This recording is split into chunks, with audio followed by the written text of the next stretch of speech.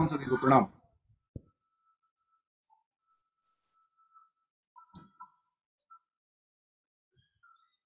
प्रणाम सभी को। मैं डॉक्टर हरि हूँ, बिलासपुर रामपुर उत्तर प्रदेश से।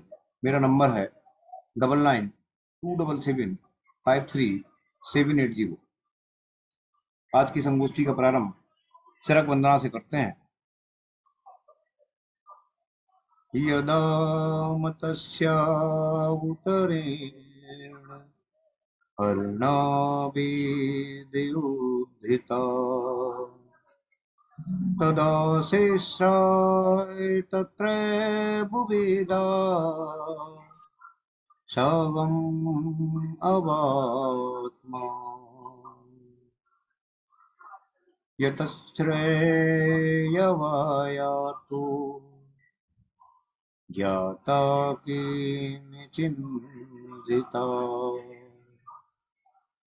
तस्मान् चरकानामान्यासो खयात्रेषु चित्तमण्डले साभाति चरकाचार्यो देवाचार्यो यथा देवो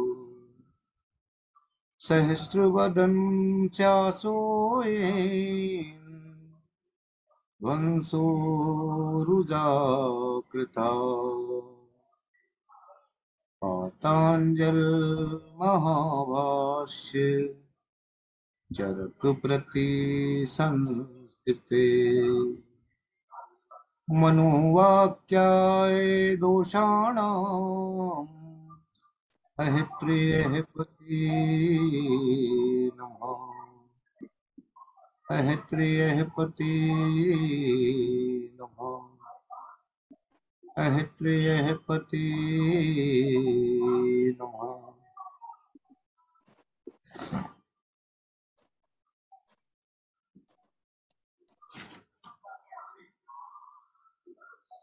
बातज गुल्म की संप्राप्ति चिकित्सा, इमरजेंसी चिकित्सा, समन चिकित्सा, इन दोनों को हम देखे आए थे। और आज हम पित्तज गुल्म की इमरजेंसी चिकित्सा, पित्तज गुल्म से संबंधित रक्तज गुल्म को हम पढ़ के चले आए, उसकी चिकित्सा पूरी करके चले आए हैं। लेकिन पित्तज गुल्म के साथ एक जो और लगा होता है, जिसका डिफरेंशियल डायग्नोसिस हमको बनानी पड़ती है इमरजेंसी चिकित्सा में, और वो होती है विदर्दी। क्योंकि जब पित्तज गुल्म का पेशेंट आता है, डिसाइड हमको ये करना पड़ता है कि अगर पित्तज है तो हमको पित्तज और रक्तज जो फाइब्राइड की चिकित्सा, जो रक्तज गुल्म की चिकित्सा है और ये पित्तज गुल्म की चिकित्सा है, कुछ हद तक समान धर्मी है। लेकिन वहां इमरजेंसी आती है, फाइब्राइड में एकदम इमरजेंसी नहीं आती। पित्तज गुल्म होता है तो वहां इमरजेंसी आती है, फाइब्राइड में इमरजेंसी, मतलब रक्तज गुल्म में इमरजेंसी नहीं आती। लेकिन अगर पित्तज गुल्म का पेशेंट है तो आप एकदम डायरेक्ट डिसाइड नहीं कर सकते कि पित्तज गुल्मी है, हो सकता है उसको विदर्दी हो। और विदर्दी जब होती है तो पित्तज गुल्म से साम्यता रखती है। उसमें डिफरेंस करना होता है। डायग्नोसिस अपने मोड़ तक, अपने सही उद्देश्य तक पहुंचनी चाहिए। जब तक हम निदान नहीं ढूंढ पाएंगे, इन दोनों को नहीं कर पाएंगे। ऐसे ही हर जगह, हर डिजीज के अंदर एक डिजीज घुसी हुई है, उसकी साम्यता में लगी हुई है। तो वो चीज हमको ध्यान रखना है कि अगर पित्तज रक्त पित्तज गुल्म का पेशेंट आ रहा है तो हमको ये भी देखना है कि कहीं पित्तज विदर्दी तो नहीं है, इसको विदर्दी तो नहीं है। अगर विदर्दी है तो कुछ लक्षण उसको अलग से दिखाई पड़ेंगे, वो हम सबसे पहले ये देख लेंगे कि है क्या। तो वो सबसे सब भी यही है कि अगर पित्तज, अगर विदर्दी है तो विदर्दी में दहा टाइप की होती है, जबकि फाइब्राइड में दहा नहीं होती। पित्तज में दहा भी होती है, पित्तज और विदर्दी में भी दहा होती है। विदर्दी हमेशा सरफेस में होती है और धातुओं को लिए ही होती है, अर्थात उसमें रक्त और मांस, ये दो धातुएं इन्वॉल्व होती हैं, जबकि गुल्म में धातुएं इन्वॉल्व नहीं होती। इस चीज का हम लोगों को ध्यान में रखना उस समय जिस समय इमरजेंसी आई। अब एक मरीज पेशेंट हमारे पास आया, इमरजेंसी में आया हुआ है। मैं एक मेडिकल अफसर हूँ, वहां पर इमरजेंसी मेडिकल अफसर, मैं जाके देखूंगा उस पेशेंट को। आप मेरी जगह अपने को रख लीजिए।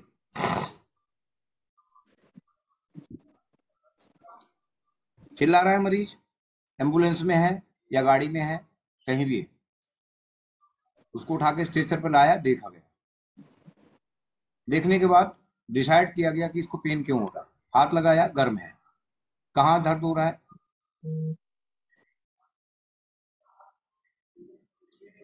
कहाँ दर्द हो रहा है, पेशेंट बताया, अपने हाथ से छू के बता रहा है यहाँ हो रहा है। अब जैसे ही वो छू रहा है वैसे ही बोल रहा है छूने से दर्द हो रहा है, खुद छू रहा है और खुद दर्द बता रहा है। अभी हमने कुछ नहीं किया, दिमाग में घूम रहा है कि असहगुणता, मतलब अपने ही शरीर से टच करने पर उसको महसूस हो रहा है कि यहाँ छुआ नहीं जा रहा है।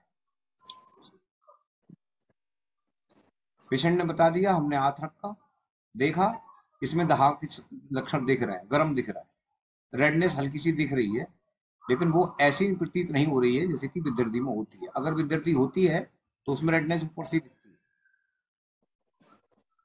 या बिल्कुल नहीं दिखती, या उसकी अलग चेंज होती है, जड़ बिल्कुल एकदम अलग होती है। अभी हमारे पास कोई अल्ट्रासाउंड नहीं है, हमको तुरंत उसको ठीक करना है, दर्द ठीक करना है मेन।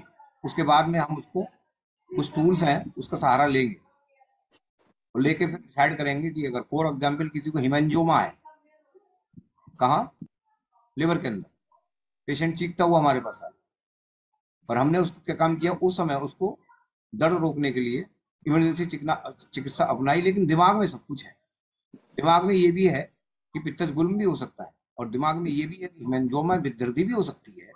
तो वो दोनों चीजों को साथ में लेके हम अपने उस जो इमरजेंसी चिकित्सा है, उस इमरजेंसी चिकित्सा को हम करके उसमें उसका उस समय उसका पेन रोकेंगे, उस समय उसकी जो तकलीफ है उसको खत्म करेंगे, पेशेंट को स्टेबल करेंगे, और स्टेबल करने के बाद फिर अपना चैम्बर में जाके दिमाग लगाएंगे, पूरी हिस्ट्री ले, क्योंकि हम उस समय हिस्ट्री लेने के उसमें मूड में नहीं है, क्योंकि पेशेंट चिल्ला रहा है। हम अगर 25 मिनट तक उसको यही पूछते रहेंगे, तुमने क्या खाया, तुमने घर वालों ने क्या खाया, मैं आपको पहले भी इस चीज को बता चुका हूँ, घर वालों ने क्या खिलाया, आपने क्या खा लिया, खट्टा खाया, मीठा खाया, कैसे सोए, कैसे लेटे, कैसे ये सब चीजें सीखने उस समय उससे पूछने का आपका कोई मतलब नहीं है। पेशेंट और पेशेंट के जो मतलब कहना चाहिए घर वाले हैं, वो आपके झल्ला जाएंगे और बोलेंगे डॉक्टर साहब कुछ दो तो उसे, कुछ करो तो इसको, यही पूछते रहोगे आप, 25 मिनट हो गए आपको इस करते करते।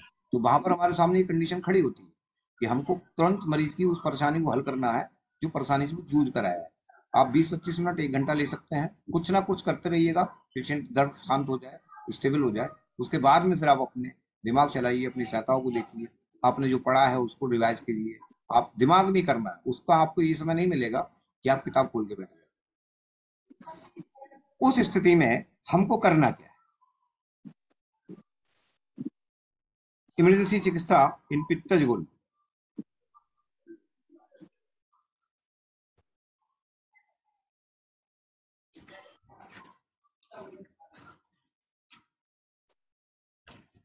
पित्तज गुल्म में इमरजेंसी चिकित्सा में अगर किसी को पेन हो रहा है, लक्ष्य होता है अम्ल पित्त पर, इसको अम्ल पित्त की संप्राप्ति रही होगी, उसको शांत करो।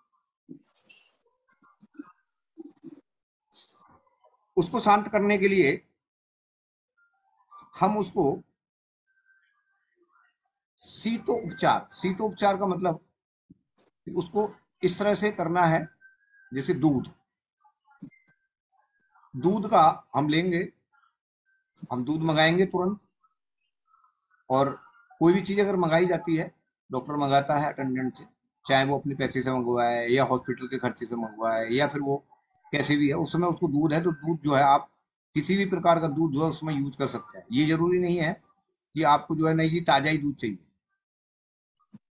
आप वो भी दूध ले सकते हैं जो हमारी मार्केट में है, और वही उस समय ठीक रहेगा, क्योंकि उस समय हमको पिलाना नहीं है, उसके लिए हमें उसका क्या करना है, जहां पर उसको पेन हो रहा है वहां पर उसके दूध से धारा छोड़ देनी है, धारा छोड़नी है, और वो धारा इतनी दूर से नहीं छोड़नी है कि उसके उस पर कोई किसी प्रकार का बल प्रयोग हो, अर्थात जितने ऊपर से आप उस धारा को छोड़ेंगे वो उतनी ही तेजी से उस जगह गिरेगी। तो हमको धीरे से नीचे करके वो धारा छोड़नी है, ऐसे करके। अगर है तो आप अंगूठा यहाँ लगा लीजिए ऐसे करके, और अंगूठे से वो धीरे धीरे करके वो एक धारा के रूप में उस पर पूरे ऐसे करके घुमाते रहिएगा, जिस तरह से हम जलेबी तोड़ते हैं उसी हिस्से में उसको करिएगा। और उसी हिस्से में करने के बाद एक आपके पास अटेंडेंट होने चाहिए 2-3, उसको कलेक्ट करें दूध को नीचे से जहां वो गिरेगा, फिर उसको लौटें, फिर उसको करें, फिर उसको लौटें, फिर उसको करें।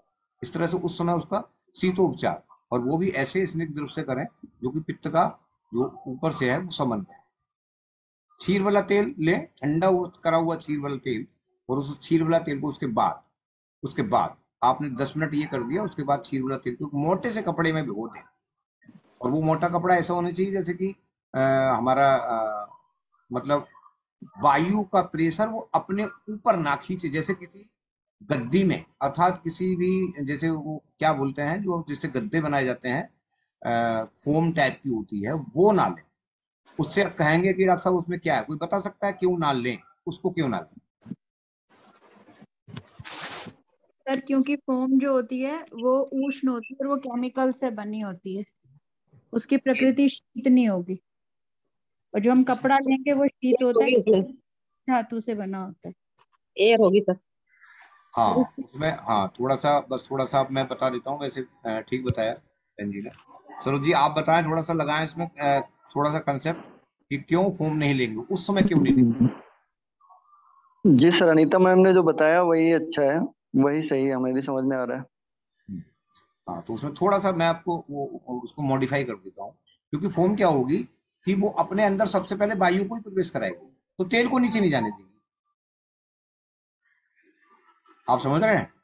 और हमको क्या चाहिए कि, क्योंकि उसका जो चलगुण है, उसका जो सरगुण है वो वायु पर डिपेंड है, और वायु ऊपर की तरफ प्रेशर लगाएगी, तो वो तेल को नीचे नहीं जाने देगी, अर्थात जो सरफेस पे जो तेल लगेगा उसके जाएगा। हम जो चाह रहे हैं कि पूर्ण रूप से यहाँ पर शीत उपचार हो जाना चाहिए, वो नहीं हो पाएगा। तो कपड़ा हम जब ले लेंगे ना, तो कपड़ा ले लेंगे, फिर उसमें कोई दिक्कत नहीं है, वायु आएगी जाएगी निकलती रहेगी, और नीचे की तरफ हमारा तेल रहेगा, और वो एंट्री कर जाएगा उसके अंदर, और एंट्री करने के बाद फिर पेशेंट को धीरे धीरे करके आराम मिलना शुरू हो जाएगा। उसी बीच जैसे ही उसको आराम मिलना शुरू हो जाता है, हम उसको अम्ल पित्त की संप्राप्ति को ध्यान में रखते हुए अपित्तकर चूर्ण को निरंतर हर 25 मिनट पर 1 या 2 ग्राम उसको शीतल जल से प्रयोग कराते रहें।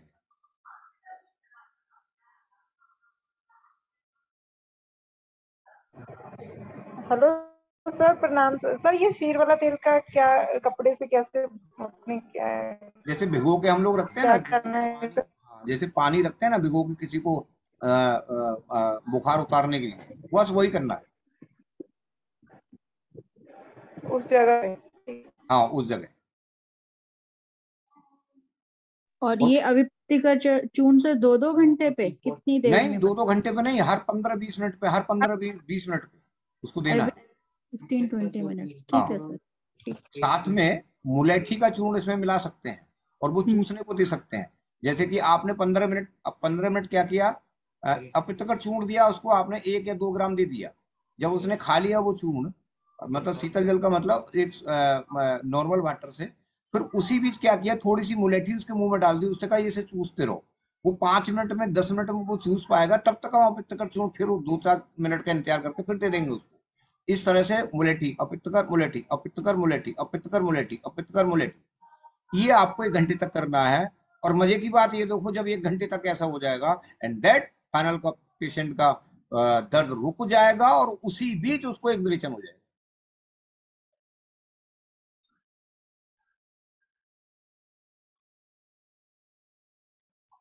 मधुष्टि चूर्ण उसकी दहा को खत्म करेगा, दहानाशक है। और अपित्तकर चूर्ण पैतृक ग्लूम में पित्त से जो अम्ल पित्त की संप्राप्ति है वो उस समय भंग कर देगा, और पेशेंट को विरेचन हो जाए। विरेचन का मतलब उसको लैट्रिन आ जाएगी, और जब उसको लैट्रिन आ जाएगी तब पेशेंट आपका स्टेबल हो जाएगा, पेन उसका रुक जाएगा। यदि आपको लगता है कि इससे कुछ नहीं हुआ है, तो जिस तरह से हम मुलेठी या अपित्तकर दोनों को फिर एक साथ में ऐड कर देंगे, 1-1 ग्राम और दे देंगे, फिर हम थोड़ी सी औषधि का प्रयोग कर लेंगे उसी के साथ, और हम पंचामृत, जो जो रस, पंचामृत रस, ये ध्यान रखना, पंचामृत, नो पंचामृत परपटी, नो पंचामृत लोग उपकुल, पंचामृत रस, उस पंचामृत रस का एक गोली उसको बीच में दे देंगे, या उस समय 2 गोली उसको सीधे सीधे बीच में दे देंगे, और तय कर लेंगे कि अब 4 घंटे के बाद देना है। इतना करने के बाद आपके पेशेंट स्टेबल हो जाएगा, कोई भी दिक्कत नहीं होगी। क्लिनिकल एक्सपीरियंस है, और एक प्रकार से आप जो लिखा गया है वो किताबों से ही लिखा गया है, जो लिखा गया है वो किताबों को सामने रखकर ही चिकित्सा करके दी गई है, तब जाके ये लिखा गया। पेशेंट स्टेबल हो गया, और स्टेबल होने के बाद फिर उसके बाद में अब हमको सोचना है कि विदर्दी है या पित्तज गुल्म है। उस बीच क्या होता है, उस बीच आपको एक चीज और ही बता दूं, जब कभी विरेचन हो जाता है तो पेशेंट को कहीं ना कहीं अगर विदर्दी होती है, पित्तज गुल्म नहीं, विदर्दी जब होती है, हेमेंजियोमा होता है, जब किसी को लिवर में कोई संप्राप्ति बननी होती है, तो उसको यूरिनेशन में ब्लड आना शुरू हो जाता है, विरेचन के साथ ब्लड आएगा। और वो पॉइंट आपको ध्यान रखना है, उसको पूछना है कि विरेचन हुआ तो ये बताओ यूरिन कैसी हुई आपको। अगर पेशेंट ये कह रहा है कि मेरे उसमें थोड़ा सा ब्लड आया है जलन के साथ, अब पेट में दर्द में नहीं है मेरे जहां पर है, लेकिन जलन के साथ ब्लड आया है, आप 95% कर आप कंफर्मेशन पे पहुंच जाओ कि अब इसको हेमेंजियोमा है, अब इसको विदर्दी है, पित्तज गुल्म नहीं है इसको। फिर आप उसको अपने और उसको अच्छी तरह से डायग्नोसिस बनाने के लिए, हम बहुत बड़े वैद्य नहीं हैं, इतना करने के बाद दिमाग में फिट हुआ, और इतना ही वो भी लोग करते हैं जो उस पैथी के मास्टर हैं, उनको भी पूर्ण रूप से डायग्नोसिस डिफरेंशियल बनाते हैं वो भी, और फाइनली तय करते हैं कि इसको इन्वेस्टिगेशन करा के हम फाइनल चले जाएं। तो उस डॉक्टर के दिमाग में होता है कि ये नहीं तो ये हो सकता है, लेकिन कंफर्मेशन करने के लिए वो मरीज से कहता है कि मुझे लग रहा है ये है, लेकिन मैं कंफर्मेशन करने के लिए आपको ये टेस्ट या ब्लड टेस्ट या अल्ट्रासाउंड या सीटी करने के लिए दे रहा हूँ। लेकिन उसके दिमाग में कहीं ना कहीं पिक्चर घूमती रहती है, वही चीज आपको करनी है कि अब इसका एक अल्ट्रासाउंड करा लो आप। वैसे भी कराना है, लेकिन हमने तय कर लिया कि 95% अब इसको विदर्दी है, और जब विदर्दी है तो उसको वो बताएगा। ये मेरा अपना क्लिनिकल है, मैंने कल ही एक बार ये हैंडल किया इसका, और वो मेरा अपना वार्ड बॉय है, अब भी उसका फोन आ रहा है, मैंने अभी उससे बात की है, रात में ऐसा ही हुआ था उसके साथ में, तब मैंने उसको कहा कि अब फटाफट जाके अल्ट्रासाउंड करा लो, और हेमेंजियोमा बिल्कुल एकदम क्लियर हो गया कि हेमेंजियोमा उसमें है। तो ऐसा नहीं है कि बगैर एक्सपीरियंस के कुछ मैं बोल रहा हूँ। तो मैंने आपको बता दिया कि मैं आपको जो भी बताऊंगा वो ऐसा बताऊंगा कि जो मैंने किया है, जो मैंने उस पर लिया है, जो मैंने उस पर करा है, लेकिन वो कभी नहीं बताऊंगा जो मुझे खुद पता नहीं है, क्योंकि जब खुद पता नहीं है तो आप फिर मतलब उस पर अपना व्यू रख दो, नहीं आता है ये क्या है, तो छोटे से वैद्य है भाई, हाँ नहीं आ रहा है तो कौन सी आफत आ रही है, सीखते सीखते जिंदगी गुजर जाएगी, 100 साल गुजर जाएंगे, तब तक नहीं सीख पाएंगे, कोई दिक्कत नहीं। इतना करने के बाद आपको डिफरेंशियल डायग्नोसिस में देखना है कि कहीं विरेचन के साथ अगर उसको मूत्र में ब्लड भी आया है, तो आप फिर अपनी डायग्नोसिस को चेंज कर दें, और वो 5% ही करना है, मतलब कहना चाहिए 95% चेंज करना है, 5% भी छोड़ना है। जो इमरजेंसी चिकित्सा में हम करके आए हैं, वो तो हमारी एक चिकित्सा ऐसी थी जो हर मरीज चाहता है, हर डॉक्टर चाहता है इमरजेंसी मुझे मिले और मैं इसको डील करूँ, पेशेंट स्टेबल है, अपने उसमें है, आपने यही दवाइयाँ दी, आपके दिमाग में बैठ गया कि विदर्दी नहीं है, पहली चीज पित्तज गुल्म है। उसके बाद विदर्दी है तब उसको बाद में देखूं, बाद में बताऊंगा। अगर विदर्दी नहीं है और आपको लगा कि हाँ पेशेंट मेरा स्टेबल है, अब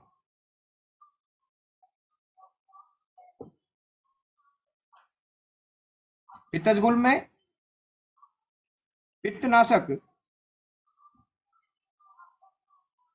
जो घृत है मुहुर मुहुर उसका प्रयोग कराएं। अब मुहुर मुहुर का प्रयोग मतलब 1-1 ग्राम, थोड़ा थोड़ा थोड़ा थोड़ा सा। अब जब तक आपके पास पेशेंट स्टेबल होने के साथ साथ ठीक है, 3-4 दिन रहेगा आपके पास, तो आप 1-1 चने के दाने के बराबर हर 3 घंटे पे 1-1 चने के 2 चने के दाने के बराबर आप उसको जो घृत है उस घृत को चूज करो कि मुझको क्या लेना है। तो आप वहां पर पंचतिक्त घृत यूज करते हैं तो अच्छा है, और पंचतिक्त घृत यूज नहीं करते हैं तो त्रिफला घृत का आप यूज कर लें। लेकिन अगर पंचतिक्त है तो तिक्त औषधियों से सिद्ध जो घृत है उसको दें, और वो आपको पूरी भरी मात्रा में नहीं देना है, क्योंकि इमरजेंसी चिकित्सा में आपको ये ध्यान रखना होता है कि वहां पर हमको दीपन और पाचन का टाइम नहीं मिलता है, इस चीज का ध्यान रखना। तो हमारा दोष बढ़े भी नहीं, आम बढ़े भी नहीं, और हमें दोष को शांत करके उस समय इमरजेंसी को डील भी करना है। और ऐसी कोई ड्रग इतनी मात्रा में नहीं देना है जो आम और बढ़ाए, क्योंकि कंसेप्ट तो हमारे आम का ही है, उसको ध्यान में रखें। लेकिन साफ आपके सामने 2 कंडीशन सामने पड़ी हैं कि एक इमरजेंसी और दूसरा हमको दीपन पाचन। तो हमको ऐसी चीज युक्त करनी, ऐसा ड्रग की मात्रा को हमको लेके जाना है कि वहां पर इन सब चीजों को ना ध्यान में रखते हुए उस समय बस केवल इतना ध्यान रखना है कि आम बढ़े नहीं, तो औषधि की मात्रा कम करनी है, और जितनी औषधि की मात्रा हम कम करेंगे इमरजेंसी में तो हमारे सामने वो दूसरी कंडीशन खड़ी नहीं होगी कि आम और ज्यादा बढ़ गया तो मरीज को दोबारा से कल के लिए या परसों के लिए पेन तो होगा दूसरे दिन के लिए, ये तो तय है, लेकिन उसकी इंटेंसिटी होगी, जो उसकी वेलोसिटी होगी और जो उसकी टाइमिंग होगी वो कम। फिर आप सेटिस्फाई हो जाएंगे, ठीक है कल से कम है, अब हम वही चिकित्सा फिर दोबारा से करें। इस तरह से 2-3-4 दिन लगते हैं। आप कोई शीतल प्रदेह उस बीच क्या कर सकते हैं कि आप जो है शीतल प्रदेह भी उसको बांध सकते हैं, लेकिन दूसरे दिन कंफर्मेशन ये करा लें कि दर्दी है या नहीं है। तो आप जो है सीधे सीधे शीतल प्रदेह, उसको चंदन है, उसीर है, मुनक्का है, मुनक्का का ले, चंदन है, उसीर है, मुनक्का है और साथ में अमलकी है। इसको क्या काम करें, घोट लें, पीस लें, और घोटने पीसने के बाद इसका लेप बना दें। और लेप भी आप उसमें ऐसे बनाएं जो कि शीतनाशक तेल हो, तो अर्थात क्षीर वाला तेल में उसको एक लेप बना दें उसका, और लेप बना के फिर इसको रात को जो है उसको वहां पर उस जगह लेप कर दें, मोटा, सूखने ना पाए, ये ध्यान। वो जब सूखेगा नहीं तो सीधी सी बात है, आप वायु प्रवेश नहीं करेगी, वायु प्रवेश नहीं करेगी तो जो मतलब कहना चाहिए हमारा लेप है उसके कंटेंट अंदर चले जाएंगे और फिर तो शांत कर देंगे। रात में ये करके उसको सुला दें, सुबह आपको फिर आपको हिस्ट्री लेनी है, आपको जाना है राउंड पे, आप फिर अपना, क्योंकि आपको नींद, आपको जब तक आप सेटिस्फाई नहीं होंगे तब, जब तक पूरी वीएसटी बढ़िया करके बना के तैयार करके जब वहां से उठेंगे तब सेटिस्फेक्शन मिलेगा आपको कि अब मैं सुबह आऊंगा, फिर राउंड पे आऊंगा, फिर देखूंगा कंडीशन, दोबारा से फिर ट्रीटमेंट शुरू करूंगा उसकी समन चिकित्सा। पित्तज गुल्म में भी पित्त की जो शोधन पूर्वक साम्यावस्था को दृष्टि में रखते हुए, अब हमारा ठीक हो गया, अब हम शोधन करेंगे उसका, और शोधन करने के बाद अगर हम उसको दृष्टि में रखेंगे ही पहले पहले, शीत और पित्तनाशक जो कल्प स्थान में वर्णित हैं उन कल्पों का हम विरेचन कल्प बना के और पेशेंट को यूज करेंगे। उसमें जो कल्प है वो आप लिख सकते हैं।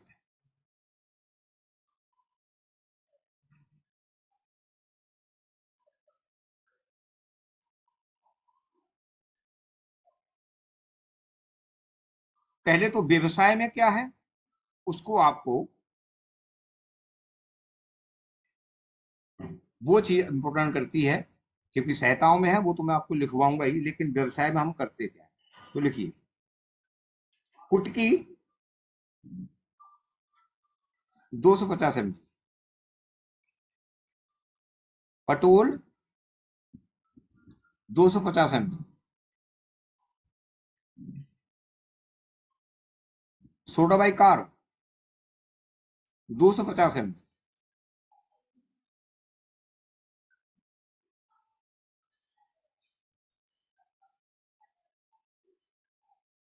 इसकी 3 पुड़ियां बनाएं,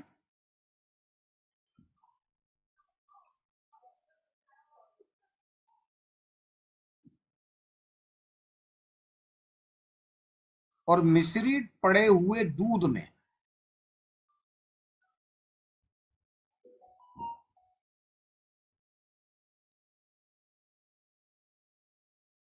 आप दूध ले लें ठंडा, क्योंकि आपको खुद ही पता होना चाहिए कि वहां पित्त है, तो हमको किसी तरह से उष्णता को पैदा नहीं करना है। तो दूध भी ले लिया, वो भी पित्तनाशक, और मिश्री है वो भी पित्तनाशक, तो ठंडा दूध ले लिया अर्थात उबाल के ठंडा किया हुआ वो दूध ले लिया, उसमें मिश्री मिलाई यथोचित मात्रा, जो जितनी वो पीना मीठा चाहता है, और उसके साथ में उसको एक पुड़िया दी, और ऐसी 3 पुड़ियां बना के लगातार 5 मतलब 50-50 ml दूध से हर 2 घंटे पर उसको देना शुरू कर। इस तरह से 6 घंटे बीतेंगे, 6 घंटे में पूर्ण औषधि चली जाएगी और उसको विरेचन हो जाए। सर कुटकी, पटोल, सोडा बाइकार्ब और चौथा कुछ बताया था। हाँ, चौथा है मतलब जो सितोपला है, जो सितोपला मतलब मिश्री है, मिश्री और दूध का, मिश्री और दूध दोनों मिला के और उसी से उसको अनपान के रूप में देना।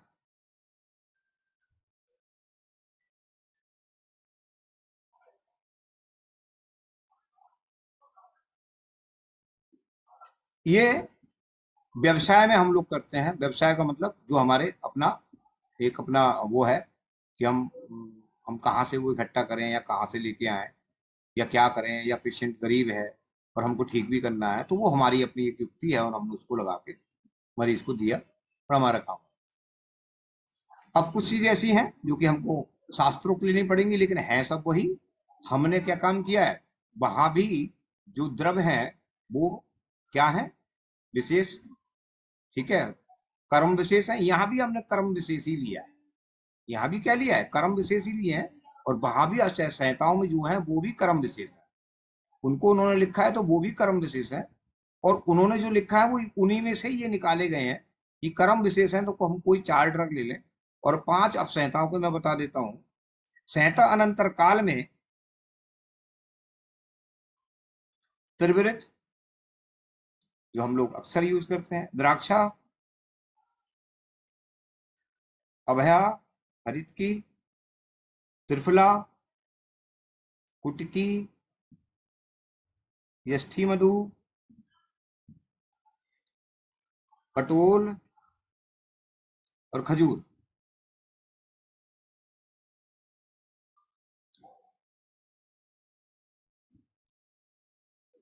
अब ये 3 तो हमारे ऐसे हो गए जो कि हमारे पास पूरा जो अभी जो बोला है वो हो भी सकता है, नहीं भी हो सकता है। नीचे वाला 50% हो सकता है, 50% नहीं हो सकता है। तो फिर अगर नहीं हो सकता तो उस समय हम क्या करें, मतलब हमारे सामने कई स्थिति खड़ी होती हैं और उन स्थितियों से निपटने के लिए हमको एक नहीं उसके 4 ऑप्शन चाहिए होते हैं। तो ई सब बोल के उसी ये संहिताओं में ही है, इसने जीरक वो तो होगी आपके पास, उससे जो है उसकी थोड़ी सी मात्रा ज्यादा दे देते हैं और वहां से फिर उसका ब्रीच है। हालांकि ईसबगोल पक्वाशय पे ही काम करता है, वो ना तो लिवर पे काम करेगा और ना ही आपकी गृहिणी पे काम करेगा, ना ही गृहिणी से नीचे वाले पार्ट पे काम करेगा, केवल पक्वाशय पे ही काम करता है ईसबगोल। क्योंकि विरेचन द्रव्य 3 प्रकार के जो मैंने बताए थे कि गृहिणी से कोई काम करता है, कोई सीधे लिवर से काम करता है और कोई सीधे पक्वाशय पे काम करता है। तो ईसबगोल की विशेषता ये होती है कि वो सिर्फ केवल पक्वाशय पे ही काम करता है। अगर आपके पास नहीं है, मजबूरी है, पेशेंट को मुझे देना है क्योंकि मल इसका बाहर निकालना है और मल की जो सारिता है उसको नीचे से ऊपर से नीचे की तरफ करना है, अर्थात उसका रास्ता छोड़ देना है। अब ये लिख लिया ना, समझ में आ रहा है ना सबको?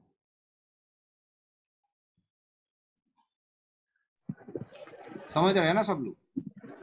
हाँ जी सर। जी सर। जी सर। नहीं किसी का कोई प्रश्न ऐसा हो जो कि शास्त्रोक्त हो या समझ में नहीं आ रहा है कोई शब्द, तो मुझे बता दे, क्योंकि ये मैं तो वो चीज बता रहा हूँ ना आपको जो एक प्रकार से क्लिनिकल, मैं उसमें तो नहीं बोलूंगा कि मेरे पास कोई पेपर है या कोई ऐसा है, लेकिन हाँ मोस्टली पेशेंट में ट्रीटमेंट एकदम और शास्त्रोक्त है, इसमें कोई मेरा अपना नहीं है कोई।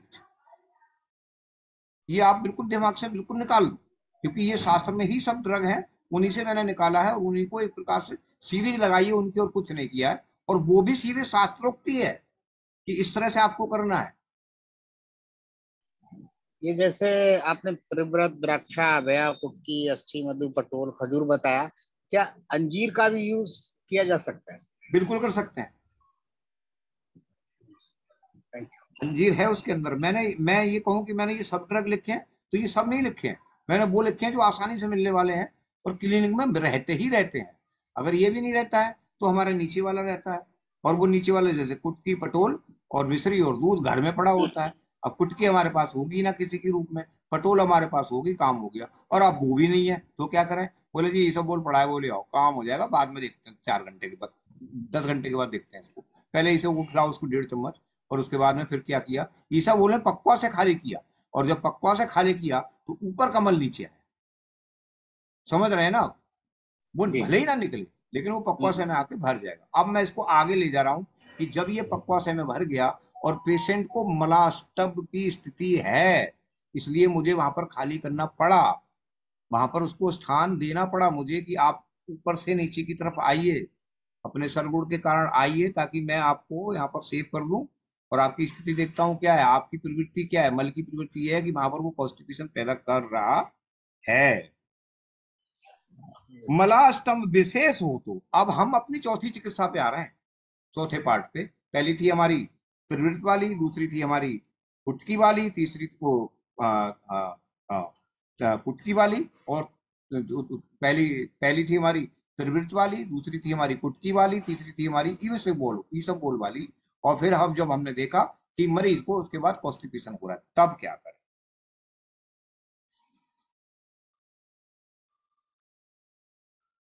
मध्यस्थी चूर्ण, बल्कि मैं इसका सीधा योग बता देता हूँ, आप इसके चक्कर में मत पड़ो, क्योंकि जब वो आ रहा है तो मैं योग इसका आपको कंटेंट सब बता दूंगा। स्वादिष्ट विरेचन चूर्ण,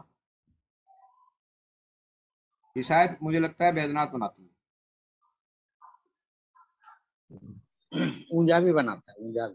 पूजा ही बनाती है, हाँ। हम तो उसका ब्यास का यूज करते हैं जी।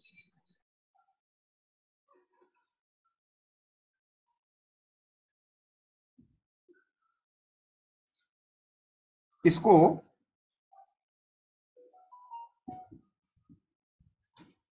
एक चम्मच से लेकर 1.5 चम्मच, अर्थात 4 से लेकर 7 ग्राम तक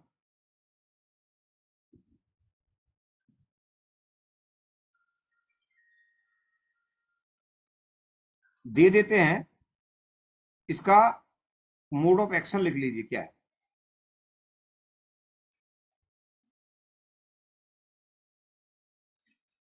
स्वादिष्ट विरेचन चूर्ण पित्त प्रधान सभी दोषों को शमन करने से,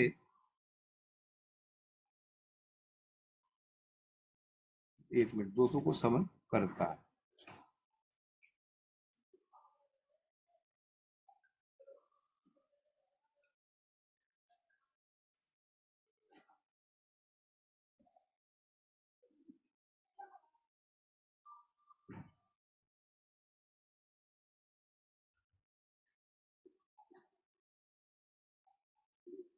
दूसरा इसका मोड ऑफ एक्शन है, यदि रोगी को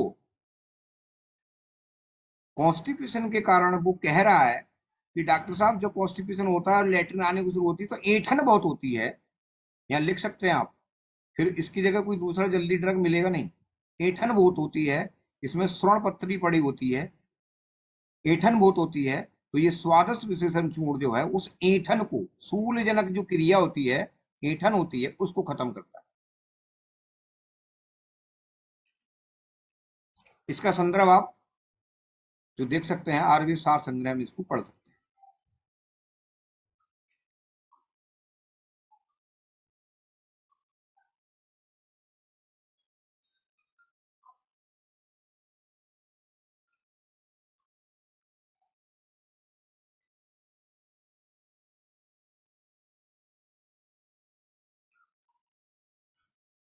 अभी पेशेंट आपके पास है, स्टेबल है, पेन उसका लगभग 5% रह गया है, दहा रह गई है, तब आपको क्या करना है कि इन सब चीजों को, हमने विरेचन भी दे दिया और उसकी ऐंठन भी बंद कर दी, अब हमको फिर करना है वही उसी चीज पर आ जाएंगे कि अपित्तकर चूर्ण और स्ठी मधु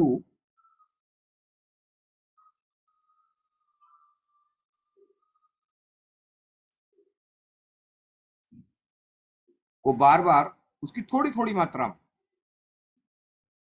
मरीज को देते रहें।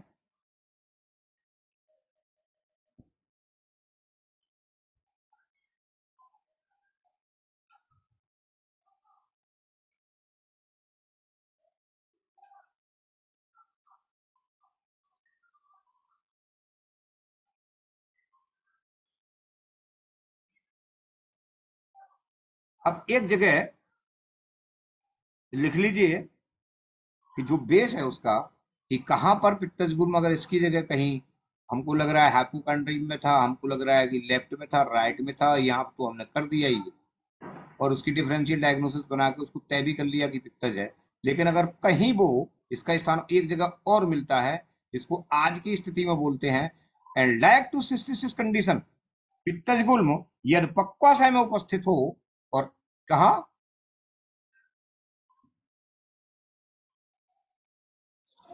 यूरिनरी ब्लैडर में उपस्थित हो, मैंने कहा ना कि गुल्म नाभि के नीचे या गुल्म नाभि के ऊपर, ये हमने जितनी भी थी वो नाभि के जो ऊर्ध भाग थी उसकी चिकित्सा को हमने इमरजेंसी में भी, समन चिकित्सा में भी इसको कंप्लीट कर दिया। बाकी जो ड्रग है आप अपनी हिसाब से उसको यूज करें। कभी कभी हमको लगता है कि ये भी देना है तो आप उसमें पित्त रस भी दे सकते हैं, जैसे मैंने चंद्रामृत रस भी दे सकते हैं। पंचामृत रस मैंने उसको आपको बता दिया। मधुवष्टि एंड अपित्तकर चूर्ण का ही बता दिया। उसमें जो क्या नाम है दूध है और मिश्री है वो भी मैंने आपको बता दिया। आपको लगता है कि इसमें अम्ल पित्त की ज्यादा संप्राप्ति बनी हुई है तो आपने शतावरी मुक्ता ये भी आपने अपने हिसाब से तय किया, लेकिन वो आप जब वो मरीज डिस्चार्ज होगा तब आप उसको देंगे कि अब मरीज को हम डिस्चार्ज कर रहे हैं, उस हिसाब से फिर आप उसकी चिकित्सा को कुछ ड्रग अपनी इमरजेंसी की चिकित्सा के ड्रग उसमें लिख सकते हैं और कुछ ड्रग जो है समन के हिसाब से लिख सकते हैं। आपको अब विरेचन बराबर नहीं कराना है। 4 दिन में रख के मरीज को आपने ये सब कर दिया और अब आपको उसको आवश्यकता नहीं है। बस केवल 2 चीजों पर फोकस रखना है, मधुवष्टि और अपित्तकर चूर्ण पर। इन पर फोकस रखिएगा और अम्लपित्त की संप्राप्ति को देखते हुए पूरा आप बीएसटी तैयार करके उसका फाइनल डिस्चार्ज सिर्फ बना के और उसको घर भेज दीजिए। जाइए आप अपने घर, 10 दिन के बाद आइएगा, फिर उसके बाद हमको दिखाइएगा, 15 दिन के बाद फिर एक अल्ट्रासाउंड करवाइएगा एंड फाइनल पेशेंट आपका ठीक। विदर्दी है, विदर्दी में फिर जो ट्रीटमेंट दिया जाएगा वो वही ट्रीटमेंट आपको रिपीट करना है जो रक्तज गुल्म की चिकित्सा में।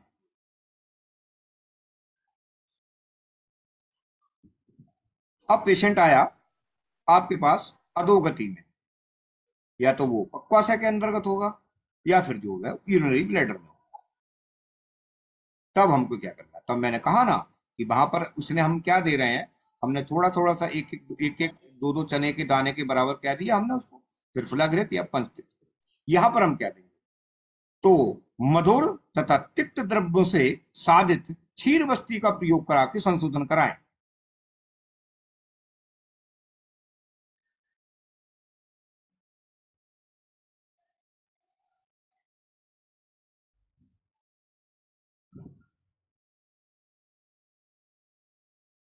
पहला, या मधुर तथा तिक्त द्रव्यों से साधित जो सुषोण का मतलब आधा गर्म आधा ठंडा दूध द्वारा विरेचन कराएं। क्योंकि ये भी ध्यान रखने की जरूरत है कि हमको मधुर और तिक्त द्रव्य ही वहां पर यूज करने हैं। वहां पर कोई कटु है या फिर जो मतलब कहना चाहिए आकाश महाभूत वाले, पृथ्वी को क्या नाम है आकाश वायु और अग्नि महाभूत वाले, ये द्रव्य हमको यूज नहीं करनी है। बच के रहें 3 द्रव्यों से। हाँ, जैसे लवण का है तो लवण का आप दे सकते हैं क्योंकि सर्दी छार हमने लिया है, और जो स्वादिष्ट विरेचन चूर्ण है उसमें तो सर्दी छार भी है, शतावरी भी है, ठीक है, और क्या नाम है मुलेठी भी है, ठीक है। तो वहां तो हमने सब कुछ लिया ही लिया है ये, लेकिन यहाँ पर हमको ये ध्यान रखना है कि अगर नीचे की अवस्था में है, नाभि से नीचे है, तो उसमें मधुर और तिक्त द्रव्यों का ही यूज करना है, चाहे आप दूध के साथ करें या फिर उसको क्षीर वस्तियों के साथ में बना के दें। तो जैसे तिक्तम क्षीर वस्ती है वो आप उसको दें, तो वही तिक्तम क्षीर वस्ती जो हम किसमें यूज करके चले आए, फाइब्राइड के अंदर यूज करके आए हैं, वही चिकित्सा हमको वहां पर अप्लाई करनी है।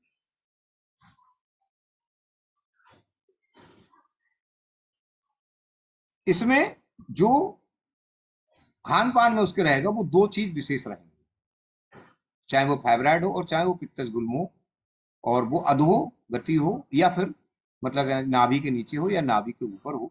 2 लेते हैं, गौ अथवा अजा दूध के साथ साली धान का चावल का भात खिलाएं। चावल नहीं, भात खिलाना, ये ध्यान रखना।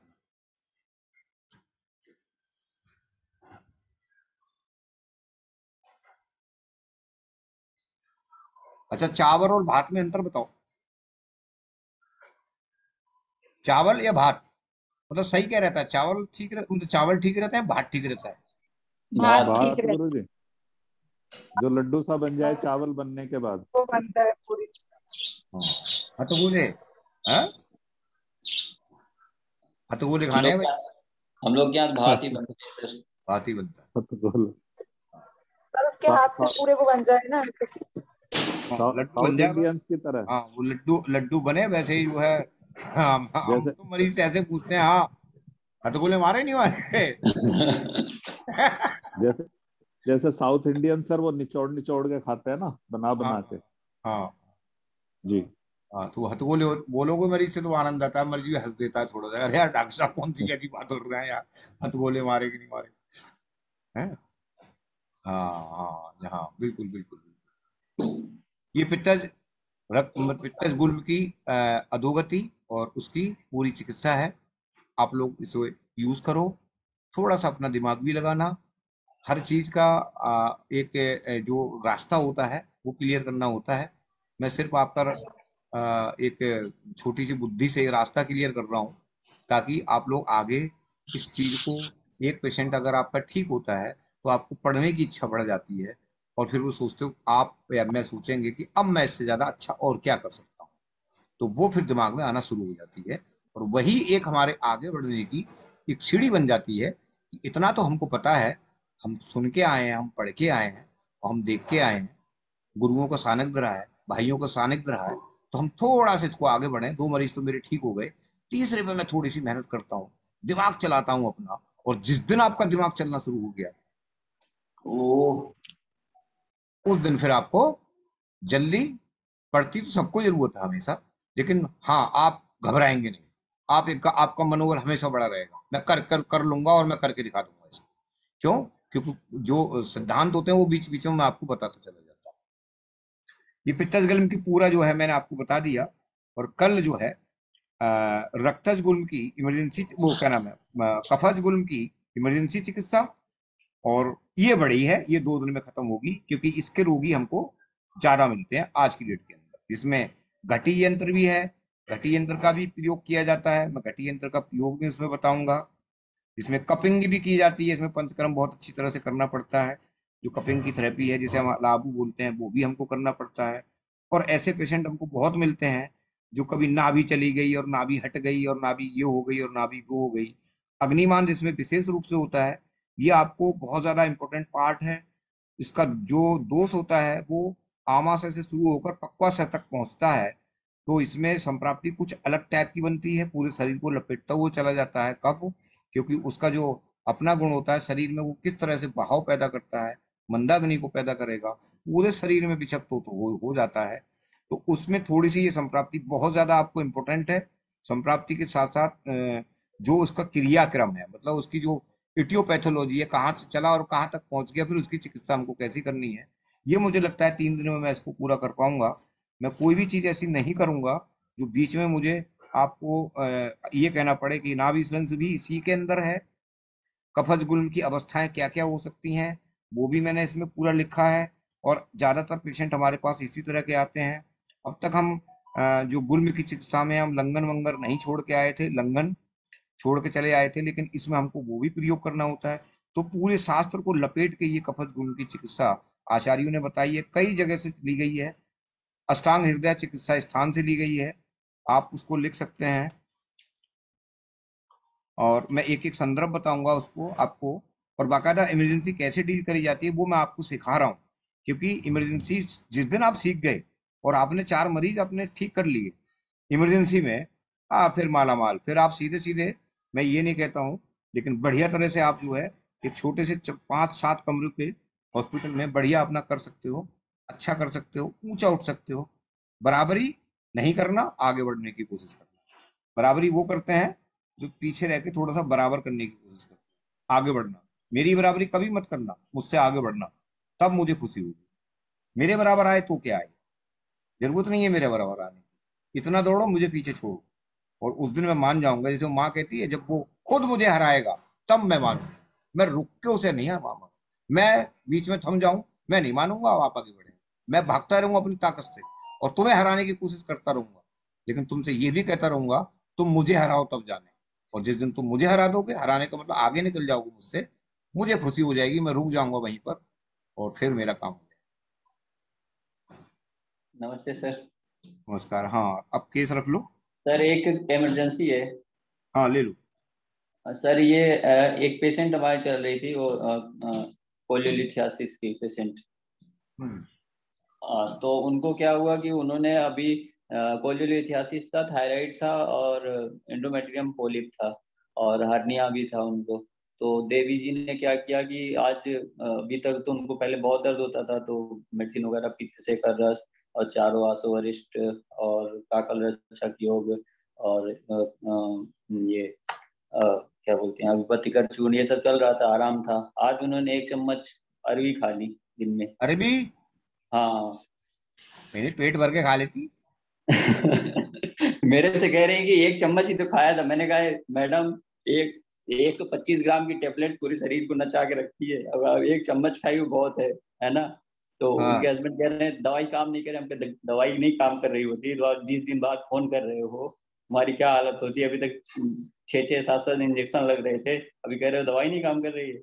हम्म तो मैंने कहा, बोले क्या करें। हम कहे फिर देख लो, अगर इंजेक्शन लगवाओ, नहीं तो लेके आओ। हम्म ठीक है, फिर बताते हैं क्या करना है। हाँ। तो अजवाइन का उसने चूर्ण, अजवाइन का चूर्ण 3 ग्राम खिला देना उसको। जी ठीक है।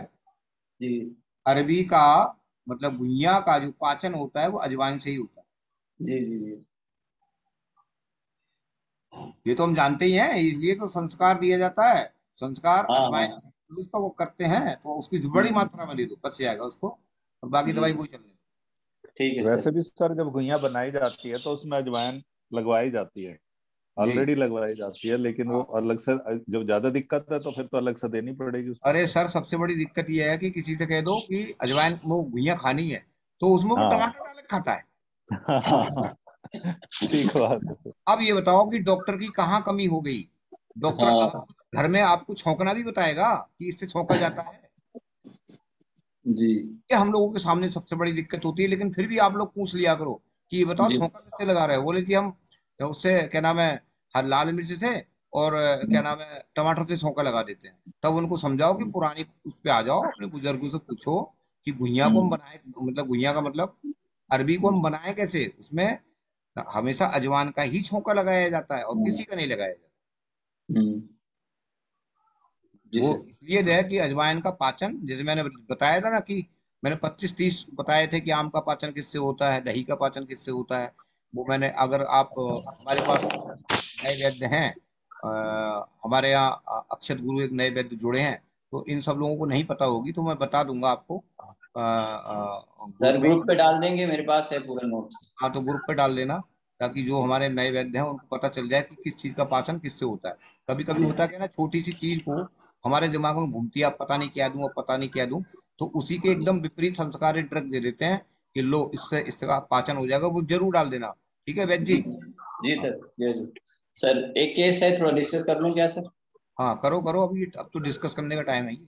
हाँ सर, एक पेशेंट है, 31 एज है, वेट है 36 kg, और उनको नींद तो अच्छी नहीं आती रात में, और भूख भी अच्छी नहीं है, और पैर में जलन होता है उनके, है ना। हाँ, बाएं पैर में लेटरिन पेशाब में भी जलन रहती है, पेट में जलन, कब्ज भी रहता है, डकार आती रहती है, और सुबह, और पेट सही से साफ नहीं होता उनका, और 2-3 बार लेटरिन जानी पड़ती है, और उनको, और पेशाब में मतलब कि फ्लो ही नहीं रहता है, बहुत पैर पे ही पेशाब हो जाती है, ऐसा है। है और क्या हो जाती है, पैर पे, पैर, अच्छा अच्छा, ठीक ठीक ठीक, बल नहीं है, पैर, बल नहीं है। हाँ, ठीक। उसमें फोर्स नहीं है पेशाब में, कब्ज रहता है उनको, और बार बार पेशाब जाते रहते हैं, पेशाब भी बहुत लगती है, बार बार जाते हैं तो थोड़ा होता है।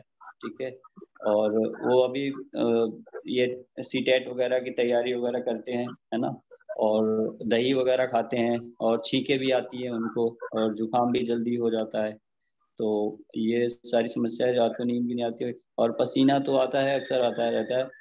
और दिमाग में एक ऐसी गर्मी सी बनी रहती है, दिमाग ऐसा मतलब कि एक गर्मी सी बनी रहती है, उनको लगता है कि अशांति हो, अशांत रहते, जब कभी एसी वगैरह में कहीं बैठ जाते हैं थोड़ी बहुत ठंडे, तो उसमें तब तो ठीक ठाक लगता है उनको, बाकी उनको बहुत दिक्कत रहती है, और एकाग्रता वगैरह नहीं बन पाती उनकी पढ़ाई में, और याददाश्त भी कमजोर है, और उनको ये शीघ्र पतन की बहुत मतलब जबरदस्त समस्या है ना, हम्म। बहुत ज्यादा है और मतलब कि, और उनको स्तंभन भी, वीर्य का स्तंभन भी नहीं है सही से, और बचपन में उन्होंने हस्तमैथुन वगैरह बहुत किया है, उसके कारण भी हो सकता है सर, और ये सारी समस्याएं हैं सर, उससे वो बहुत परेशान है, तो मैंने कहा चलो मैं बताता हूँ आपको। ठीक है, अब मैंने सुन लिया, आप सभी लोग उसको नोट कर लें, मैं आप ही से सब पे बुलवाऊंगा। प्रभाकर जी हैं?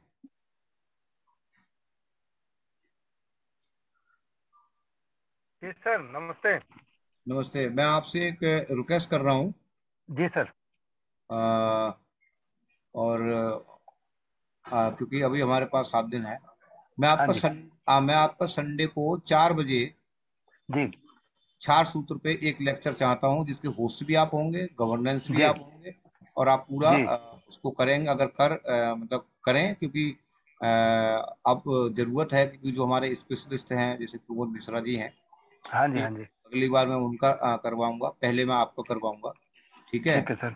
तो आप जो है संडे को 4 बजे अपना पूरा तैयार करके बैठें। ठीक है सर। और सब लोग जुड़ेंगे, और उसमें आप किस तरह से मैनेज करते हैं उस चीज का, आप मैं उसको नहीं कह सकता, लेकिन वो जी आप जी खुद जो है एक वैसे तो आपको होल एक्सपीरियंस है, उसमें कोई दिक्कत नहीं है।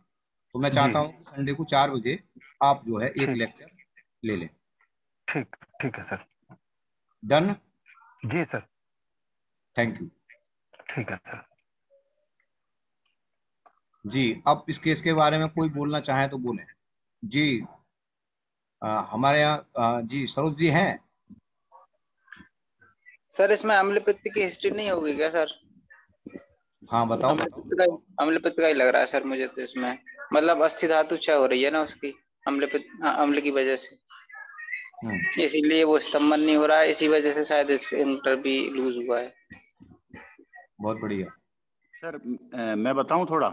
हाँ बताओ। और शुभम जी ने बहुत बढ़िया बनाया, मतलब एक प्रकार से वो जो वो वाला जो तीर होता है ना, आंख पे बंद आंख करके और सीधे अपने तीर पे ले जाकर रख दिया उसको, तो वो बहुत बढ़िया बताया। बाकी आप बताओ।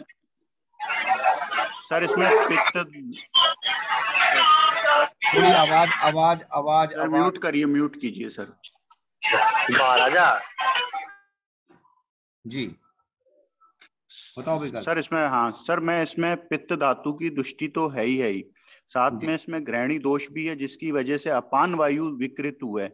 इसी की वजह से इन्हें शीघ्र पतन और ये स्खलन वगैरह की समस्या भी हो रही हैं। और जिन व्यक्तियों को इस तरीके की जो समस्या होती हैं, उनको बहुत जल्दी गुस्सा आता है, बात बात पे इरिटेट हो जाते हैं, माइंड में एकाग्रता की कमी हो जाती है, और अपना आत्मविश्वास भी खत्म हो जाता है।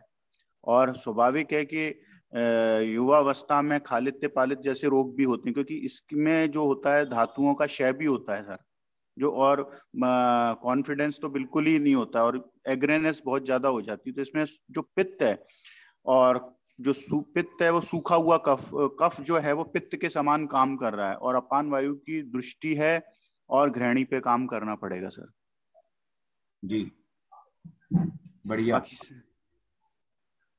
बहुत बढ़िया। मतलब अब केवल सीरीज में लगानी है, बाकी सब कुछ भूल दिया।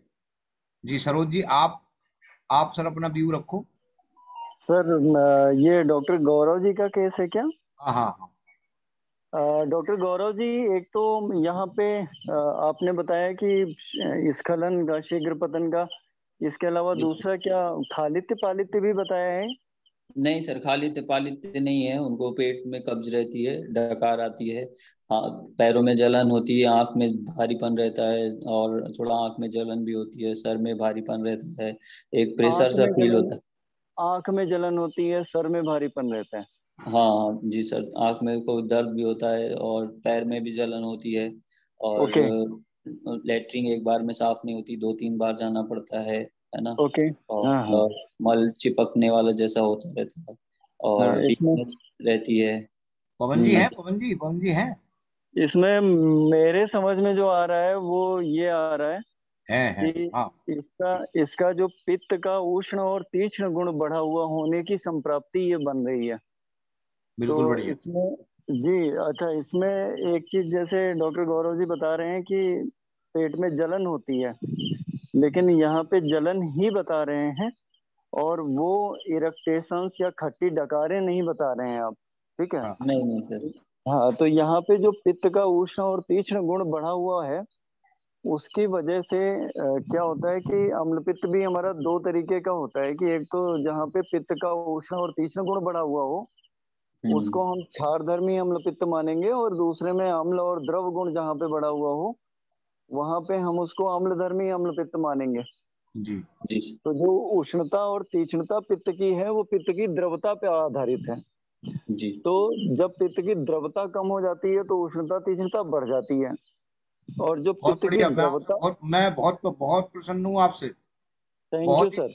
बहुत प्रसन्न हूँ कि आपने एक एक चीज को पकड़ के रखा है, और जी यही चीज लोगों को नहीं पता रही थी, बस बात और कुछ नहीं। चलिए बताओ आप। जी, जो पित्त की उष्णता और तीक्ष्णता है पित्त की द्रवता पर आधारित है। पित्त की द्रवता कम हो गई तो उष्णता तीक्ष्णता बढ़ गई, और पित्त की जो द्रवता है वो पित्त की स्निग्धता पर आधारित होती है, कि अगर जो हमको द्रवता बढ़ानी है तो हमने स्नेह गुण बढ़ाना होगा पित्त का, जो कि हम इसमें शतावरी वगैरह दे, घृत वगैरह दे के कोई बढ़ा सकते हैं।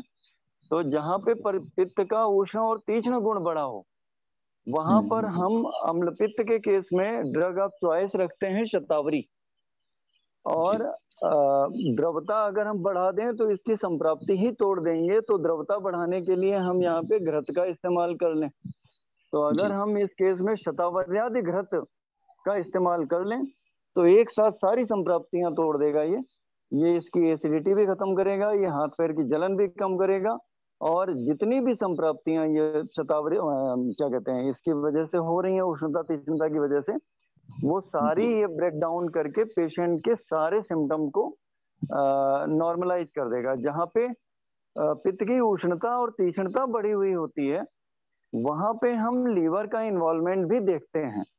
लीवर का इन्वॉल्वमेंट क्यों देखते हैं, हम इसको जरा योग शास्त्र के अनुसार अगर जो जोड़ें तो योग शास्त्र के अनुसार हम देखते हैं कि हमारी लेफ्ट हैंड साइड में चंद्र नाड़ी चंद्र स्वर चलता है, और राइट हैंड साइड में सूर्य नाड़ी या सूर्य स्वर चलता है। तो जहाँ पे शरीर में गर्मी ज्यादा बढ़ी हुई होती है वहां पे हम सूर्य स्वर की प्रधानता मानते हैं लेफ्ट साइड में, नहीं राइट साइड में। राइट साइड में सूर्य स्वर की प्रधानता रहती है, और राइट साइड में ही हमारा लीवर होता है। तो कहीं ना कहीं लीवर की संप्राप्ति भी यहाँ पे साथ ही साथ ऐसे मरीजों को जहाँ पे उष्ण और तीक्ष्ण गुण बड़े हों सारे सिम्टम राइट साइड के ही देखने को मिलते हैं। तो अगर जो हम इसकी त्रिदोष चिकित्सा देखते हैं तो शतावर्यादि घृत इसकी ड्रग ऑफ चॉइस, साथ में लीवर पे कार्य करने वाली औषधि हम आरोग्यवर्धनी वटी को समान काल में, क्योंकि हम लीवर पे कार्य कर रहे हैं तो लीवर पे कार्य करने वाली औषधियां जो होती हैं वो हम समान काल में देते हैं। सरोज जी एक चीज और भी है। जी सर। मुझे पता है और आप हाँ करो, रक्त शोधक जोड़ दें? जी रक्त शोधक जोड़ दें? जो रक्त शोधक औषधियां हैं मतलब स्वर्णगैरिक, निश्चित रूप से मैं बताने जा रहा हूँ लिख लो दो ड्रग ये लिख लो। अब दो ड्रग कोई दूसरे बताएंगे। हाँ, तो एक तो यहाँ पे शतावर्यादि घृत हो गया, और जैसे सर ने कहा कि रक्त शोधक, तो चूंकि रक्त धातु का मूल स्थान लीवर और स्प्लीन ही होता है जी। और जो भी दवाइयां हम रक्त धातु पे कार्य करने वाली देते हैं वो डायरेक्टली या इनडायरेक्टली लीवर पे ही कार्य कर रही होती हैं जी। तो यहाँ पे रक्त शोधक का बहुत अच्छा रोल रहेगा। दूसरा जो सर ने बताया कि स्वर्णगैरिक, जहाँ पे पित्त का उष्ण और तीक्ष्ण गुण बढ़ा हो जी, वहां पर हमारी ड्रग ऑफ चॉइस होती है स्वर्णगैरिक जी। जब कहीं बहुत बड़े एरिया में आग लग जाती है तो वहां पे आग बुझाने के लिए या तो पानी डालते हैं या मिट्टी डालते हैं। तो यहाँ पे इतने बड़े एरिया की आग होती है जिसको क्षारधर्मी उष्णता कहेंगे, जैसे होलिका दहन की होती है, तो वहां पे पानी भी काम नहीं करता या आर्य गंगवार जी हैं सर? इसमें नागर मोथा भी अच्छा रहेगा। हाँ, आर्य गंगवार जी को पूछ रहा हूँ। नागर मोथा नहीं अच्छा रहेगा, नागर मोथा उल्टा काम कर देगा यहाँ है सर, है गंगवार सर हैं। अब गंगवार साहब आप सुन लीजिए, आपसे आपसे ही संबंधित है ये केस, बिल्कुल एकदम वही है जो कुछ आपका है। हाँ, तो यहाँ पे बहुत परेशान हो गई है। हाँ, मैं इसके बाद आपके लिए लूंगा। सर नागर मोथा का बताइए। नागर मोथा का भी बता रहा हूँ। ये क्या कहते हैं, ये जो स्वर्णगैरिक होता है तो स्वर्णगैरिक क्या करेगा कि मिट्टी डाल रहे हैं हम और मिट्टी डालने से उसकी आग को बुझा रहे हैं। तो ये तो हमने स्वर्णगैरिक डाल दिया, थोड़ा पांचभौतिक अप्रोच भी ले आते हैं यहाँ पे कि यहाँ पे क्षारधर्मिता बढ़ी है, हम मिट्टी डाल रहे हैं, हमने अम्लधर्मी कल्पों का इस्तेमाल करना है। तो यहाँ पे स्वर्णगैरिक को अगर दाड़िम घृत के साथ में इस्तेमाल करवा दें तो और अच्छा कार्य करेगा, क्योंकि दाड़िम जो होता है वो अम्लधर्मी होता है और घृत उष्णता और तीक्ष्णता का शमन भी करेगा। आरोग्यवर्धिनी को समान काल में हम दें, क्योंकि आरोग्यवर्धिनी जो होती है वो लीवर पे कार्य कर रही होती है और समान काल में दी गई औषधियां डायरेक्ट लीवर पे कार्य कर रही होती हैं, जो कि भोजन के अनंतर दी जाती हैं। अच्छा, नागर मोथा मुस्तक, इसका क्या अप्रोच है? इसका अप्रोच ये है कि जहां पर पानी या कीचड़ होता है, दलदली जमीन रहती है, मार्सी स्पेस रहता है, वहां पे नागरमोथा उगता है। नागरमोथा वहां पर उगने की वजह से उसका एक क्वालिटी ये होती है कि वो मतलब ऐसी जगह पे उगता है जहाँ पे क्लेदन बहुत ज्यादा है, कीचड़ मैं बहुत ज्यादा। मैं बता देता हूँ नागरमोथा। ठीक है, आप जी बिल्कुल सही बता रहे हो, लेकिन मैं थोड़ा सा क्लियर कर देता हूँ। जी देखो, जी आप गेहूं के खेत को 50 बार जोत लो, नागरमोथा को आप खत्म नहीं कर सकते, क्योंकि वो पृथ्वी के अंदर ही रहता है, उसका जीवन ही पृथ्वी के अंदर है। ठीक है, तो जो डॉक्टर साहब बता रहे हैं ना, वो यही उसका कंसेप्ट है कि जिसकी जीवन ही पृथ्वी है, वो उससे अलग कैसे हो सकता है। तो अपने साथ में पृथ्वी गुण को साथ में लेके जाए। जी, अब बताओ आप। ठीक है, बिल्कुल।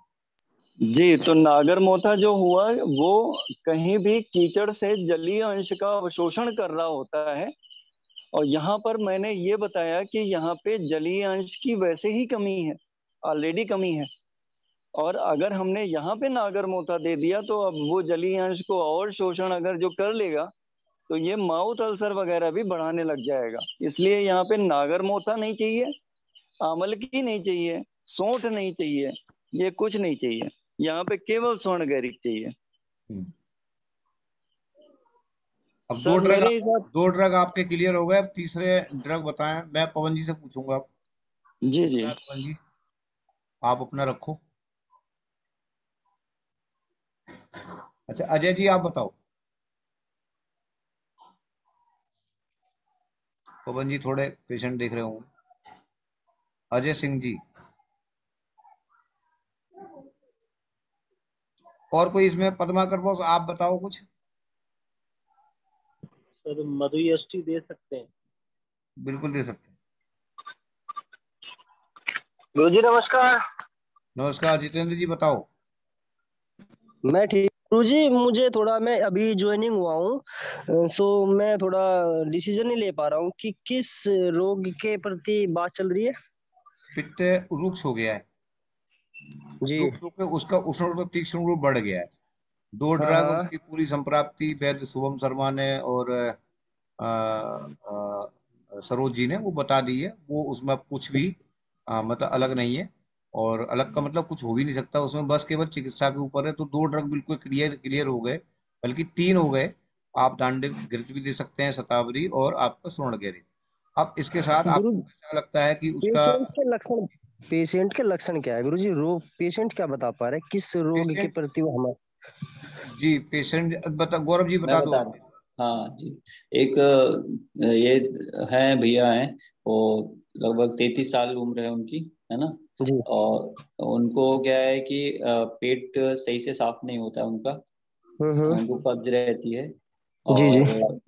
और कब्ज रहती है, और पेशाब भी सही से नहीं हो पाती है। लेटरिन व पेशाब में जलन रहती है, हाथ पैर में जलन रहती है, सुबह लेटरिन 2-3 बार जाना पड़ता है, भूख नहीं लगती है सही से, सर में भारीपन रहता है, एक प्रेशर से रहता है, आत्मविश्वास कमजोर है, और वीर्य बहुत पतला है, स्तंभन की जो शक्ति होती है वो नहीं है, स्वप्न दोष है की समस्या बहुत दिनों से रही है, और हस्त मैथुन का उनको आदत रही है बचपन में, है ना, काफी जी दिनों जी। से। और उसकी वजह से उनका मेंटल जो आत्मविश्वास वगैरह है, पढ़ाई में मन नहीं लगना, मेंटल सेटिस्फेक्शन नहीं रहता है, ये सारी प्रॉब्लम। सर ये पेशेंट मैरिड है कि अनमेरिड है? मैरिड है सर, मैरिड। मैरिड को कितना समय हो गया? लगभग सर 7-8 साल हो गए। 7-8। कोई बाल शिशु वगैरह इनको है? नहीं, कुछ बच्चे नहीं। अच्छा अच्छा अच्छा, ठीक है ठीक है ठीक है। 7-8 साल शादी को हो गए, 32 वर्ष एज हो गई। चलो ठीक है, ये भी मानते हैं। 50% चला गया ये मानस रोग चिकित्सा के अंदर। अब इसको निकालते हैं। ठीक है, डाइजेशन सर लिखे, मेडिसिन से लिखे आप लोग। जी। इतरी फल जमानी, क्या सर? इतरी फल जमानी हर जगह मिलेगा, यूनानी मेडिसिन है। जी, फल जमानी। इतरी फल जमानी, इतरी फल मुलय्यन, जी। दोनों को एक जगह मिला लीजिएगा। मात्रा? सर ये सॉरी सर, मेरा कॉल आ रहा, ये हो गया विरेचन के लिए, क्योंकि सबसे पहले मेन चिकित्सा इनकी शोधनी होगी, इसके अलावा मैं नहीं देना चाहूंगा। अच्छा, अब चलते हैं हम थोड़ा इनके बल्य औषधि की तरफ। लिखे सर, शतावरी जी। जी। सफेद मूसली जी। वंशलोचन जी। बड़ा गोखरू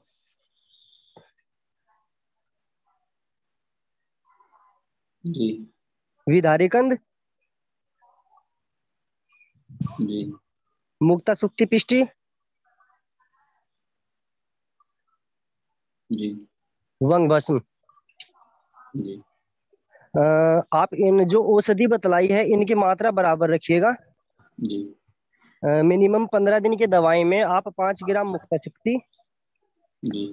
और 5 ग्राम आप परवाल पिष्टि ले लीजिएगा। जी। 5 इनकी रस औषधि की 5-5 ग्राम की मात्रा रखना, और इसको देना है हमको शंख पुष्पी प्लस ब्राह्मी के सवरस क्वाथ के साथ। कोई भी ज्यादा की कोई स्वर्ण कल्प देने की आवश्यकता नहीं है। सबसे पहले बिल्कुल हल्की फुल्की ही मेडिसिन देंगे। जी। सर 15 दिन के लिए ये चलाइएगा। 15 दिन के बाद मैं दूसरी मेडिसिन से मूवमेंट करूंगा समय के अनुसार। एकदम कोई भी रासायन वगैरह नहीं दे सकते हम इनको। ठीक है वैद्य ये जी, मेरा पेटेंट है। अब मैं आपका इस पे जो ना वो शास्त्रोक्त ढंग से बता देता हूँ, क्योंकि ये सही मेडिसिन है। सुश्रुत ने जब इसकी चिकित्सा बताई है तब उन्होंने कहा है कि जब हम पित्त की चिकित्सा करते हैं तो ब्रह्मण द्रव्यों से करते हैं, पित्त की चिकित्सा करते हैं तो मेद द्रव्यों से करते हैं। तो देखो सरोज जी ने बताया शतावरी और रक्त शोधक, रक्त शुद्ध हो जाएगा तो फिर मेद आराम से, मतलब जो मेद गुण है उसके अंदर वो भी है, शतावरी के अंदर मेद गुण है ही है। जितने भी इन्होंने जो ड्रग बताए हैं डॉक्टर साहब ने वो भी सब मेद हैं और पित्त के शामक हैं। वहां पर केवल शतावरी था, वहां पर शतावरी घृत था। तो बेटर है कि हम शतावरी, मैं काट नहीं रहा, लेकिन वो जो ड्रग है शतावरी को छोड़ के उसका एक कॉम्बिनेशन बढ़ा दी। देखिए प्रवाल बिस्ती भी दे दी, वो भी एक मेद है और वो भी मतलब कहना चाहिए एक प्रकार से वो पित्त को शाम करेगा। बाकी और ड्रग विदारी सफेद मूसली ये सभी मेद है, ठीक है। और गोक्सुल भी, वो भी मतलब कहना चाहिए बहुत बढ़िया है, ठीक है। हाँ, तो क्या है कि इसका अब आपको दो तरह से चिकित्सा मिली। नंबर 1 पित्त शामक की डायरेक्ट चिकित्सा शास्त्रोक्त अनुसार मिली, कि जो शास्त्र में कहा गया है वो अब जितेंद्र जी ने बता दिया। जो दोषों के आधार पर चिकित्सा है वो 2-3 ड्रग जो शुरू के हैं, शतावरी घृत है, दांडवादी घृत है या अवले है, वो दे दिया और रक्त शोधक दे दिया, ठीक है। इतनी ही चिकित्सा काफी है और इतनी चिकित्सा दो, पेशेंट ठीक हो जाएगा और सब शास्त्रोक्त चिकित्सा है। बस मेरा तो सिर्फ इतना था कि मैंने आपको ये बताया कि शास्त्रोक्त अनुसार पित्त की चिकित्सा भ्रंगण द्रव्यों से या मेद द्रव्यों से करते हैं, वो आपने तय कर दिया। और जो दोष के आधार पर चिकित्सा थी वो सरोज जी ने तय कर दिया। और जो संप्राप्ति शुरू में बोली थी, किसने एक तीर मारा था, क्या नाम है, शुभम जी ने मार के और छोड़ दिया और वो सही लग गया बिल्कुल पूरी तरह से। और फिर साथ में जो बताया कि किस तरह से है वो जो है पूरा खंगाल के रख दिया विकास जी ने, ठीक। तो आपको कहीं पर जरूरत नहीं है, आप इसको प्रणाम प्रणाम प्रणाम सर, प्रणाम सर। प्रणाम सर इसमें हाँ मैं अभी जुड़ा सर, मेरे कोई गेस्ट आए हुए थे। इसमें सर सब लोगों ने सब कुछ बहुत अच्छा बताया, पर मैं इसमें एक अवले और जोड़ना चाहूंगा। मैं इसमें काफी यूज करता हूँ और इसमें थोड़ी मनोवैद्य चिकित्सा भी थोड़ी करनी चाहिए। इसमें खंड कुष्मांड अवले जो है ना वो बहुत बेस्ट काम करता है। उसमें 3 ही उसमें कुष्मांड रहता है, आंवला रहता है और शर्करा रहती है। देखो अब आपने ही बता दिया खंड कुष्मांड। अब वही वाली बात है कि जो चिकित्सक हैं वो सब एक से बढ़िया ड्रग बता रहे हैं, बस उसको भी दे सकते हैं। उसको क्या दे सकते हैं, उसको देना है, क्योंकि वो सबसे बड़ी बात यह है कि चिकित्सा वहीं पर है। हर जो ड्रग है वो जो बताए जा रहे हैं वो मेद द्रव्य है, पित्त को शामक द्रव्य है, पित्त के उष्ण और तीक्ष्ण गुण मेन खास रूप से हम उसको द्रव्य में जोड़ ही नहीं रहे हैं, वो बढ़े हुए हैं, द्रव्य गुण अपने आप ही कम हो रहा है। हमको वो ही बढ़ाना है। जो मेद द्रव्य है वो हमारे मेद रूप से शरीर पर जो हमारे क्या कहते हैं, जिसकी अग्नि, अग्नि का मतलब जो अग्नि जल रही है वो ऊपर की तरफ भाग रही है, ऊपर की तरफ भाग रही है, उष्णता ऊपर की तरफ भागती है हमेशा। तो जो पवनजीन ड्रग बताया आप उसको भी बहुत बढ़िया तरह से यूज कर सकते हैं। दूसरी बार में दे दें। होता क्या है ना कि पेशेंट के सर पास इसमें मानसिक रोगों के लिए रात में जटामांसी नहीं दे सकते? बिल्कुल दे सकते हैं। उसमें ऐसा, हाँ ऐसा होता है डॉक्टर साहब कि उसे पढ़ना पड़ता है। अब वो भी पढ़ना पड़ेगा आपको। हाँ, मस्तिष्क शारीरिक रोग मानसिक रोग से संबंध तो नहीं कर गया है। अगर वो कर गया है तो आपका जो ड्रग है वो जोड़ना ही पड़ेगा। ठीक है। हाँ सर इसमें वायु की चिकित्सा भी तो होगी, क्योंकि मस्तिष्क में रोग हैं और अपान वायु भी दुष्ट हुई है। हाँ, तो जब पित्त की चिकित्सा पूरी हो जाएगी तो वायु तो अपने आप ही, उसके गुण अपने आप ही शांत हो जाएंगे, क्योंकि उसका संग तो मिलेगा ही नहीं किसी का, वो जुड़े। तरफ दिए गए हैं ना। अरे अब मैं आर्य गंगवार जी को बुला रहा हूँ। ये केस कंप्लीट हो चुका है, थोड़ा टाइम भी हम लोगों के पास कम है। सेम चिकित्सा आपको यही देनी है पेशेंट को। बॉस मैं ये कह रहा हूँ उस समय उस पेशेंट के बारे में डिस्कस हुआ था ना। हाँ मैंने पढ़ लिया, वो ऑडियो सुन लिया आपका मैंने। हाँ सुन लिया, लेकिन उसके बाद में मैंने इसमें वही एक तो शतावरी, मुक्ता सुक्ति, कामदुधा, सुपित्त शेखर रस और पट खदिरादि और पटोल मूलादि, ये आपने उस समय जैसे बताया था। पंचतीर्थ घृत बताया था, लेकिन उसकी शुगर बढ़ने लगी थी। ठीक, लेकिन ये देने के बाद में उसकी इचिंग शुरू हो गई आंखों में। उसमें लघु सूत शेखर रस भी था। मैं पहले बॉस थोड़ा सा एक बार बता दूं दोबारा से उस पेशेंट की क्या स्थिति। बता दो अब ये डिफरेंट हो गया। हाँ बस उस पेशेंट को 1 साल से पेशाब में जलन हो रही है लगातार, यूट्राइन प्रोलैप्स है।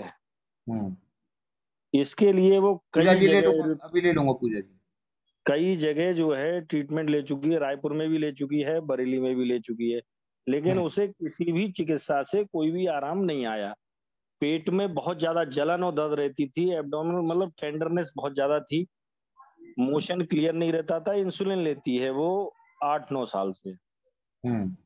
नींद आती ही नहीं है, सो नहीं पाती है बिल्कुल, ऐसी हल्की फुल्की कह रही थी, कभी थोड़ा बहुत झपकी लगती है, और पूरे शरीर में उसके जलन आग जैसी रहती है।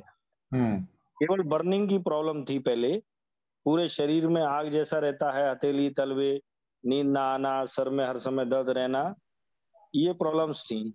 ये दवाएं जब शुरू करी उससे उसकी बर्निंग, हाँ इसके साथ में वही प्याज का रस वगैरह वो भी दिया था, विडंग और प्याज का रस, मतलब उसका यूट्राइन प्रोलैप्स था वो कम हुआ लगभग 25-30%। उसने कहा कि मुझे रिलैक्स हुआ, बर्निंग में भी 25% के आसपास उसे आराम आया 3 हफ्तों में। बाकी सारी चीजें भी, जैसे पेट में दर्द होता था, जलन होती थी, इसमें भी कमी आई, लेकिन उसके आंखों में खुजली जैसी शुरू हो गई, इचिंग शुरू हो गई। ठीक, उसके लिए उसने रायपुर में दिखाया तो उन्होंने कुछ नहीं, ड्रॉप दिए, कुछ दवाएं दी, उनसे भी कुछ नहीं हुआ, इचिंग बढ़ती रही।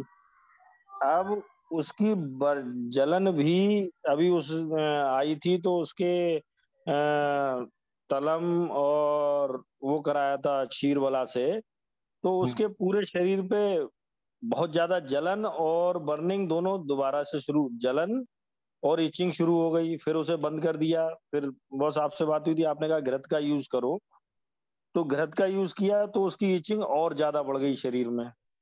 पहले बर्निंग थी, बर्निंग जो 25% कम हुई वो 75% बर्निंग रह गई, अब उसकी इचिंग और ज्यादा हो गई। अब आंखों में भी बहुत ज्यादा इचिंग, इस वजह से सो नहीं पाती है, हर समय कपड़ा रखने लगी है वो। मतलब इचिंग बर्निंग दोनों शुरू हो गई, जो 25-30% कम हुई थी। अब उसका जो प्रिस्क्रिप्शन है जो दवाइयों का फिलहाल का, वो क्या चल रहा है वो बताओ। बस यही चल रहा था, शतावरी, लघु सूत शेखर, प्रवाल मुक्ता शुक्ति और ये था पटोल मूल आदि बंद कर दिया था जब उसने बीच में बर्निंग ज्यादा बताई थी। पित्त शेखर रस भी बंद कर दिया था। बस यही चल रहा है बस। शतावरी चल रहा है, मुक्ता शुक्ति चल रही है, प्रवाल भी चल रही है, प्रवाल पिष्टि भी चल रही मानस है। मित्र बटी चल रही है। ठीक है, इसको तीनों को, इसको चारों को सेव करो, ये देनी है। अब उसको जो दो वो लिखो, कटक खतरादि कसाय। बस ये दिया था बीच में फिर बंद कर दिया। दो दो दो दो दो कटक खतरादि कसाय दो। आरग महातिक्तम कसाय वो घृत देना है उसको। बस उसके घी देते ही जो है, जैसे पहले पंचतिक घृत दिया तब उसकी शुगर एकदम 300 250 300 पहुंच, जो नॉर्मल ले रही थी। ठीक है, फिर आरग महातिक्तम कसाय में दे दो। वो आरगवत महातिक्तम बीच में दिया था। हाँ, लेकिन फिर उसकी जलन बढ़ गई थी उससे। अच्छा, बर्निंग मतलब आरगवत महातिक्त कषाय से महातिक्त कुछ भी महातिक्त घृत दिया तब शुगर भी बढ़ी, बर्निंग भी बढ़ गई, फिर उसे भी बंद किया। आरगवत महातिक्त दिया उससे भी बर्निंग बढ़ गई। हटाओ इसको, हटाओ पेशाब नहीं हटाओ, चलो हटाओ, अब हटाओ उसको। आरोग्यवर्धनी पुण्यवादी मंडूर दो। सर हाँ बताओ, मैडम कुछ कह रही है। हाँ हाँ हाँ सर इसमें निशा अम्ल की क्वाथ आता है और साथ में फलत्रिक देना चाहिए हमको। तो पहले जब निशा अम्ल की हाँ वो उस चरक में से जब बर्निंग शुरू हो गई थी तो उसके बाद में जो द्युत पापेश्वर का निशाम्ल की आता है, कषाय आता है द्युत पापेश्वर का, वो मैंने दिया था। लेकिन उससे भी कुछ नहीं, उसकी इस समय वो सबसे ज्यादा परेशान है इचिंग से। सर 2 महीने में 10 दवाई बदलने से नहीं होगा, एटलीस्ट 10 डेज तो एक दवाई का असर पता चलेगा ना। ऐसा दिया था। फिर उसके बाद में उसे जब हर दवा, जैसे शुरुआत में आराम आया वही दवा कंटिन्यू करी, लेकिन उसकी दूसरी परेशानी बढ़ने लगी, जैसे आंखों में इचिंग शुरू होने लगी। फिर वो दवाएं स्टॉप करके फिर 3-3 4 कोई भी दवा दे रहे हैं तो उसकी नई परेशानी शुरू हो जा रही है। गुरुजी मैं कुछ बताऊं थोड़ा इसमें फलत्रिक दिया था। नहीं फलत्रिक आदि नहीं दिया था। महातिक्त कषाय वगैरह ये तो सब दिया था, महातिक्त घृत दिया था। जितेंद्र जी बताओ। गुरुजी ऐसा ही सेम पेशेंट मेरे पास में भी आए थे। सो मैंने शाम के समय रात्रि से जो वो लिए, सो मैंने रात्रि में विरेचन के लिए उनके आरग महातिक्तम कसाय, धात्री लो टैबलेट और अभिपित्ति कर दिया था सर। ठीक। अगले दिन मॉर्निंग में मैंने सिर्फ लिक्विड दिया, उसी रासव, चंदनासव और अर्क अंजवार। अगर मैं शरबत दूंगा ना तो डायबिटीज है पेशेंट को, मुझे वहां पे भी ध्यान देना होगा। अर्क अंजवार दिया उसी रासव और चंदनासव लिक्विड में, टीडीएस में देते 3-3 ढक्कन सर। 1 सप्ताह में बहुत बढ़िया रिजल्ट मिला मुझे। अच्छा। नेत्रों की लाली भी खत्म हो गई, उष्णता भी खत्म हो गई और विरेचन भी प्रॉपर तरीके से अच्छा हुआ और डायबिटीज भी उनकी ऑटोमेटिकली कंट्रोल हो गई। गंगवार जी लिखो जरा इनको, डॉक्टर साहब बताओ। उसी रासव, चंदनासव और अर्क अंजवार। यूनानी मेडिसिन आता है सर ये किसका, हमदर्द का आता है? हमदर्द का आता है, शरबत भी आता है, लेकिन पेशेंट को डायबिटीज है उनको वो नहीं दे सकते ना, मिठाई नहीं दे सकते ना हम लोग। सो पीडीएस में तो मैंने सर ये दिया था सुबह शाम दोपहर तीनों टाइम खाने से पहले। अच्छा। और सिर्फ रात्रि में आरग महातिक्तम कसाय, धात्री लोह टैबलेट और अभिपित्ति का चूर्ण। धात्री लोह हाँ और अभिपित्ति का चूर्ण ये रात्रि में दिया था मैंने विरेचन के लिए। कितना? आधी चम्मच अभिपित्ति का, 2 टैबलेट धात्री लोह और 4 ढक्कन आरग महातिक्तम कसाय। सिर्फ नाइट में रात्रि में दिया था। बेहद ही गजब रिजल्ट आया। और जो हमारे गुरुजी बताते हैं, जो शुगर वाला फॉर्मूला जो बताते हैं, जामुन वाला वो फॉर्मूला चला था। डायबिटीज बिल्कुल वही 160 180 रहती है सर। वो इंसुलिन लेती है 7-8 साल से, तीनों टाइम इंसुलिन लेती है। और ये बर्निंग की मतलब उसने एलोपैथ में सभी को दिखा लिया, सारी जांचें, सिस्टोस्कोपी सारी जांचें हो गई, इन्वेस्टिगेशन ब्लड के, किसी रिपोर्ट में उसके आज तक कोई कमी नहीं आई है सर। लेकिन कोई उसकी बर्निंग खत्म नहीं कर पाया है 1 साल। श्रीमान, मैं आपको ये बताना चाहूंगा उन पेशेंटों के, आप जो है बर्निंग पे मत ध्यान दो, शोधन करो। गुरु जी ने बताया पुनर्नवादी मांडूर धात्री लो के साथ में पुनर्नवादी मांडूर लगा दो आप। 200 का 200 को उनको बाहर निकालो जब तक डॉक्टर वो साहब नहीं होगा गंगवार ना, जी, वो एक नहीं बार कर एक बार पाएंगे। दो, मेरे को समझ में आ रहा है। धातु लो भी शीत है, ठीक है, और पित्तकर जी चूर्ण हम वहाँ थोड़ी सी मिस्टेक कर रहे थे। जी। बॉस, लेकिन हाँ ये लगाओ, उसकी करो एक इससे बार। इचिंग पे ईचिंग नहीं होगी सर, पहली डोज से ईचिंग बंद हो जाएगी, आप दे करके तो देखिएगा। अच्छा। हाँ, धात्री तो इसमें सर प्लेग का भी शोषण पित्त और करता है ना। दर्द पे काम करेगी ये मेडिसिन, और विरेचन भी करेगी। अच्छा, कफ कफ और पित्त दोनों का शमन होगा। शमन करेगी और विरेचन भी करेगी। अच्छा। कभी कभी मल द्वार पे वो जलन वगैरह बताएगी, उसको धात्री लो, आंवला, हरड़, बैड़ा और लो वो भी कंट्रोल करेगी। और अभी पित्तीकर तीनों दोषों का समन करेगा। आरग महातिक्तम कसाय अपने आप में एक महान है, उसकी कोई गिनना नहीं कर सकता सर में। अगर बढ़िया। आपको ये लगता है कि आरग महातिक्तम कसाय के अंदर कुछ ज्यादा द्रव होने से दिक्कत आ रही है, तो अमलतास का गुद्दा गिलोय और पुनर्नवा इसके क्वाथ के साथ में अभी पित्ती कर दो आप, ये कार्य करेगा। हाँ गंगवार जी एक बार लिखो, ठीक है। हाँ चलिए, ये देता हूँ मैं उसे, परसों आएगी वो। हाँ इसको। बाकी ये चंदना सब, उशीरा सब और अर्क, वो क्या बताया था? अर्क अंजवार आएगा, अंजवार। हाँ अंजवार, ये यूनानी की मेडिसिन बड़े काम की होती है यार। जी सर, मैं देखो 50% यूनानी, 50% अपना होम्योपैथी और 50% अपना आयुर्वेद, मैं कॉम्बिनेशन बना के चलता हूँ। पेशेंट को नॉर्मली लेके चलता हूँ, बहुत अच्छा रिजल्ट मिलता है सर। जी जी। चलिए। और बाकी जो वो है शतावरी घृत है, वो आपने ही बता दिया, उन्होंने ही बता दिया है। और जो क्या नाम है, स्वर्णगरिक है वो, और बाकी ये जो दवाइयां हैं वो आप शुरू करो। गुरुजी अभी 3 दिन के लिए, 4 दिन के लिए यही चलने दे, कोई भी ज्यादा भारी दर्वग्राही ना दे, मेरी तो कोई ये नहीं रिक्वेस्ट कोई नहीं, वो मैनेज कर लेंगे किस तरह से, लेकिन दवाइयां यही रहेंगी, अब कुछ ना है कुछ जी। अलग करना पड़ा। जी जी। और सभी गुरुजनों को मैं एक बात और बताना चाहूंगा। देखो, खास करके इसमें जो खास ये आते हैं ना पेशेंट शीघ्र पतन वगैरह के, धातु वगैरह, इसमें मानस रोग की 50% चिकित्सा होती है। हम लोग क्या करते हैं कि हम रेडीमेड यूज करते हो, है ना।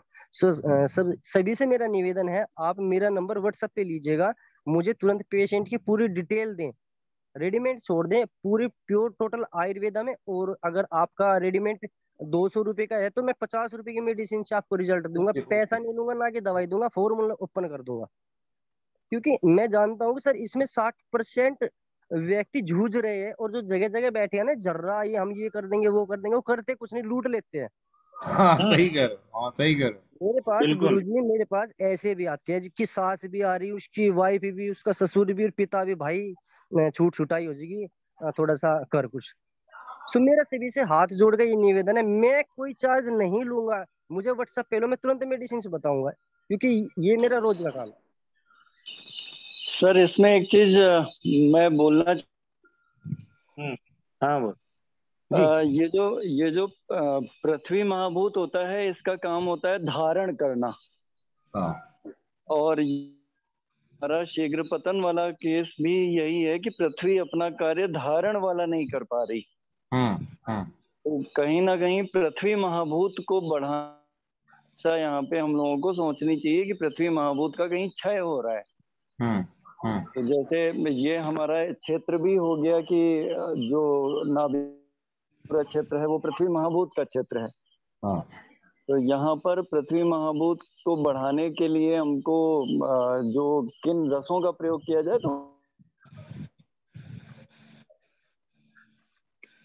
बिल्कुल सही एक साथ उपस्थित हैं, तो मधुर रसों का ज्यादा सेवन किया जाए, पृथ्वी और आप बढ़ेगा। और ये जो हम लोगों ने अम्ल पित्त का भी निकाला है, यहाँ पर भी मधुर रस अगर जो हम पृथ्वी और आप दोनों एक साथ देते हैं, तो पित्त की द्रवता को भी ये बढ़ाएगा और संप्राप्ति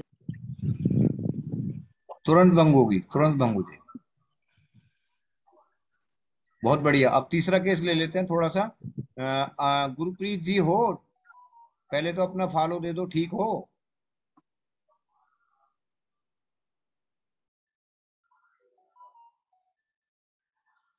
गुरप्रीत जी चली गई। है कि नहीं? अच्छा चलो पूजा जी आप रखो अपना। गुरुप्रीत जी हैं? सर हैं? नमस्कार सर। अच्छा हेलो नाश्ता। सर। हाँ कैसी हो सर बताओ।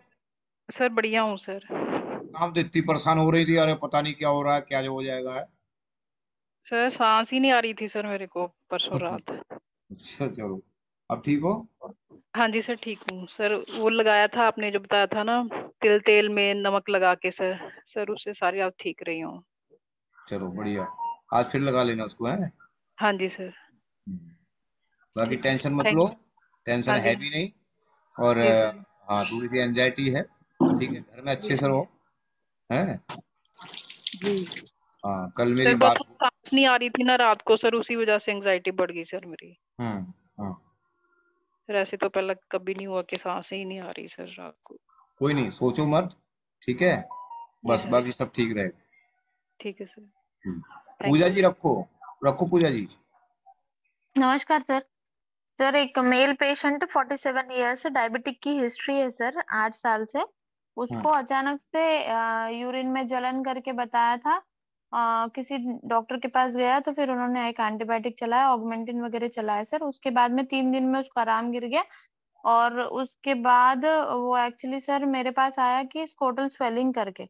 तो उसका मैंने एक डॉपलर कराया था, तो लेफ्ट एक्यूट एपिडिडाइमो ऑर्चाइटिस और बाइलैटरल मिनिमल हाइड्रोसिल करके आया सर। तो ये दोबारा मेरे पास दोबारा दोबारा बोलो एक बार। डायबिटिक पेशेंट है सर। पहले शुरू में इसकी कंप्लेन कहाँ से, 5-7-8 दिन पहले उसकी बेटी की शादी हुई सर। वो टाइम पे थोड़ा सा बाहर का खाना ये वो हुआ, उसके बाद में उसको फिर यूरिन बर्निंग मिक्सचरेशन चालू हो गया सर। और शुगर उसकी नॉर्मल थी, लेकिन पस सेल्स लोडेड थे सर। और उसको तब तक तो कोई प्रॉब्लम नहीं थी, लेकिन फिर बाद में सर अभी शादी होने के बाद, उसके बच्चे की शादी होने के बाद में 3 दिन के बाद से उसको फिर लेफ्ट स्कॉटल में स्वेलिंग आना चालू हुई सर। तो ठीक। फिर उसका कोई पास के डॉक्टर को दिखाया उसने, तो फिर डॉपलर होने के बाद में एक्यूट एपिडिडाइमिस डाइमो ऑर्चाइटिस बाइलैटरल मिनिमल हाइड्रोसिल करके आया सर। फर्स्ट सेल्स फिर से लोडेड ही आई सर, एल्बुमिन प्लस आई यूरिन में। आरबीएस उसका 192 आया सर। डब्ल्यूबीसी काउंट 12,600 चला sir. CRP positive, ESR 18 mm sir. Sir इसको एक्चुअली मैंने पुनर्नवा मंडूर और एक त्रिफला स्वर्ण ये सूक्ष्म त्रिफला की टैबलेट्स और सर उसको पेन के लिए एक पेन किलर भी दे दिया था सर। वो अभी कल आएगा मॉर्निंग में, उसको एक बार फिर ट्रीटमेंट चलानी थी सर। एंटीबायोटिक लेके आया सर, एक्चुअली वो आईवी भी एंटीबायोटिक लिया है, मोनोसेफ वगैरह चलाया था और एमिकासिन मोनोसेफ ये चला के आया सर। लेकिन स्वेलिंग उसकी कम नहीं, पेन भी कम नहीं था। अभी पेन किलर और ये मैंने जो दिया आज, अभी शाम में फोन आया कि एक 10% रिलीफ लग रहा है करके बताया सर। इसको अभी कल ठीक से मैं बुला के फिर मेडिसिन दूंगी, ऐसे करके बताया सर। एपिडेमिक का केस है। जी सर। हाँ पेन बहुत ज्यादा है बोल रहा है सर। और जैसे उसने एंटीबायोटिक भी चलाया, लेकिन उसका जो स्वेलिंग है रोज को रोज थोड़ा थोड़ा बढ़ने लगा है करके बता रहा है सर। वृद्धि वाटिका वटी एक दिया सर उसको मैंने, पुनर्नवा मंडूर, वृद्धि वाटिका वटी और सूक्ष्म त्रिफला की टैबलेट सर। जी बहन जी बताएंगे आप कुछ? हाँ जी गुरुजी बताऊंगा। नहीं मैं बहन जी से बोल रहा हूँ, बड़ी बहन। जितेंद्र को बताने दो, जितेंद्र बताइए, जितेंद्र को बताने दो। गुरुजी सर हाँ सबसे पहले मैं इन पेशेंटों को 100 ग्राम घी घृत खिलाऊंगा, गाय का घृत। इसके बाद में रात्रि में मैं इनको कपीला आता है, कपीला चूर्ण के नाम से आता है हमारे यहाँ पे, और उसको कमेला भी बोल देते हैं। 5 ग्राम की मात्रा रेड कलर का होता है। हाँ वो ये वो अग्नि पकड़ लेता है सर, वही होता है, सही पकड़े आप। रेड कलर का कबीला विरेचन, अरे मैं उसे उसमें बहुत देता था पंचकार या कोई भी लग्जेटिव में जो यूज करता था मैं। कबीला। हाँ हाँ सही जा रहे हो गुरुजी, सही जा रहे हो। इसको आधी चम्मच को हम 1 चम्मच गाय के घृत के साथ में रात्रि में देंगे। ठीक। सुबह का टाइम पेशेंट बताएगा कि मेरे को 6 से 7 विरेचन हुए, बहुत तीव्र गति में, बहुत अच्छे। तो रिजल्ट उसमें 50% आ जाएगा, उनको पेन नहीं होगा। ठीक। सुबह मॉर्निंग में सर हम इनको आरोग्य वर्धनी, पेशेंट पित्त वर्ण तो नहीं है ना? नहीं सर। अच्छा, लेकिन उनको उसको आज मोशंस हो रही है सर, 3 से 4 मोशन रोज को हो रही है, वो भी पतली पानी जैसी है करके बता रहा है।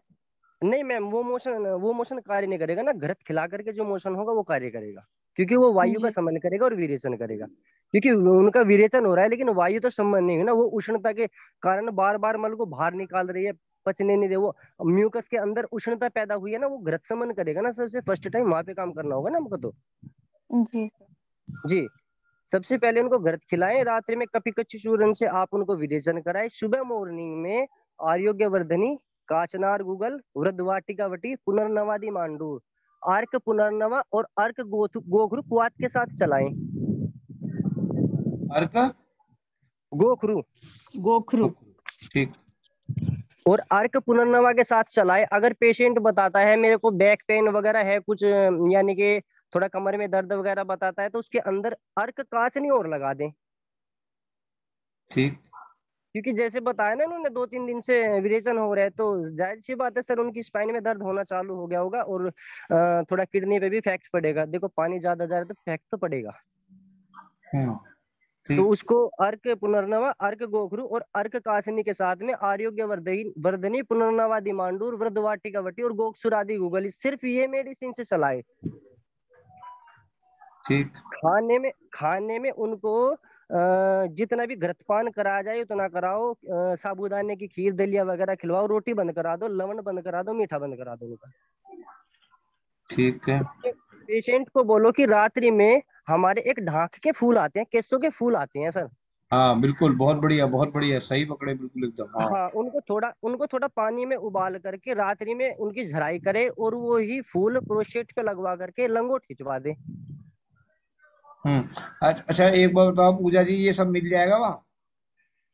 सर ये केसु के फूल नहीं पता सर, बाकी का तो मिल जाएगा। अर्क कासनी है, अर्क गोखरू नहीं है मेरे पास, अर्क कासनी एक है सर। सप्तरंगी के नाम से भी आता है। सप्तरंगी, हाँ जी, सप्तरंगी भी बोला जाता है, टेसु भी बोला जाता है, केसो भी बोला जाता है। कितने नाम है इसके? ये डाक के वो से मिल जाता है, पंसारी से आसानी से। जी मालिक जी, जी मालिक जी, डाक के फूल बोलते हैं ना, ढाक के फूल बोल देंगे मिल जाएगा। हाँ, इसमें सर एक इस केस को थोड़ा सा एलाबोरेट करो सर, इसमें क्या होता है, क्या संप्राप्ति, क्यों ऐसा हुआ? धातकी सर, धातकी सर, नहीं धातकी नहीं, ढाक अलग है। ढाक टेसु, पलाश। हाँ पलाश है सर, पलाश के फूल है मेरे पास। रेड कलर के होंगे, पिंक पलाश पुष्प आता है ना, वो है मेरे पास। पलाश का तो इंडिकेशन है मूत्र है स्रोतस का, इंडिकेशन ही है वो। बिल्कुल गुरुजी मेरे पास में देखो, हमारे यहाँ पे थोड़ा भट्टे ज्यादा हैं। सो हमारे यहाँ पे क्या होता है कि बिहार की साइड से कुछ बेचारे मजदूर आते हैं काम करने के लिए। हाँ गौरव जी, हमारे गाँव में हाँ, हमारे गांव में लूट पीट के जब वो मेरे पास आते हैं, वो बोलते हैं वैद्य जी कितने की दवाई दोगे? मैं कहा कुछ नहीं यार, बस तू मेरे को एक पार्ले जी खिला दी, तेरे को ठीक कर दूं मैं इसमें। बड़े खुश होते हैं, बहुत बढ़िया रिजल्ट मिलता है गुरु। हाँ पार्ले जी। गुरु जी मैं बोलूंगा ना, क्योंकि मैं पेशेंट को पेशेंट नहीं समझता, पेशेंट को आते पे हंसने लगता हूँ उसके साथ में, आधा दर्द में उसको 50% को अपनी बातों से ठीक कर लेता हूँ। यही टेक्निक होनी चाहिए जी। चलो ऐसा है ना पूजा जी। सर इसमें मैं एक बात बोलना चाहती हूँ। तो मैं आपने सूक्ष्म त्रिफला तो जी नहीं, पर वो बोल रहे थे तो फिर मैं इसमें सर हाँ कोई बात नहीं बेटा, अच्छा है ना, बता रहे हो, अच्छी बात है सर। यहाँ पे सूक्ष्म त्रिफला की जगह मैं त्रिफला गूगल देना चाहूंगी, क्योंकि ऑर्काइटिस भी, हेपेटाइटिस और हाइड्रोसील भी आ रहा है। और एरंड तेल मैम उनको लगवाना होगा, थोड़ा सा हाथ पे लगा के उनके लोकल एप्लीकेशन देना होगा। और विरेचन जो है, अब सर इन्होंने तो घृत से बताया, पर एरंड तेल से ही देना होगा। और लोबान के फूल का क्वाथ एक सर ने बताया था मेरे पेशेंट के लिए, लोबान के फूल का क्वाथ बताया था सर आपने, जो मैंने भी लास्ट टाइम पेशेंट डिस्कस किया था। हाँ, लोबान के फूल का क्वाथ आपने बोला था। और एक चंदन बला लाक्षादि तेल या बलादि तेल पीने के लिए हमने दिया था उनको। और यहाँ पे मैं त्रिफला गूगल डालना चाहती हूँ सर, ताकि जो उनकी इन्फ्लेमेटरी प्रोसेस है वो ठीक हो जाए। ठीक है। अब जो है वो जो एक जितेंद्र जी ने जो पूरा बताया है ना, अर्क वगैरह, वो लिखा आपने? लिखा सर, अर्क पुनर्नवा और अर्क गोखरू नहीं है सर मेरे पास, कासनी है मेरे पास। सर इसके बदले में पुनर्नवास और गोक्षुरादि काढ़ा कुछ चलेगा सर? मैम पुनर्नवा प्लस मकोई के नाम से तो सब रस आ रहा है, और गोखरू काढ़ा हर जगह उपलब्ध है, हम इसका वेदनाथ कंपनी का। हाँ, गोखरू काढ़ा है सर मेरे पास, पुनर्नवासो भी है। हाँ और पुनर्नवारिष्ट पुनर्नवासो कोई है सर, अर्क नहीं नहीं, कासनी है मेरे पास सर। हाँ कोई दिक्कत नहीं मैम, वो भी चलेगा, लेकिन अगर आपको ओरली में अलग अलग नहीं मिल पा रहा, पुनर्नवा प्लस मकोई आ रहा है महिलाओं के लिए, वो चलेगा। उसके साथ में अर्क गोखरू काढ़ा लगा दो, अर्क छोड़ दो आप। जी ठीक, जी। तीन तो ये कर लो, जी ठीक है। सर। त्रिफला गुग्गुल कर लो, आरोग्यवर्धनी जी कर लो,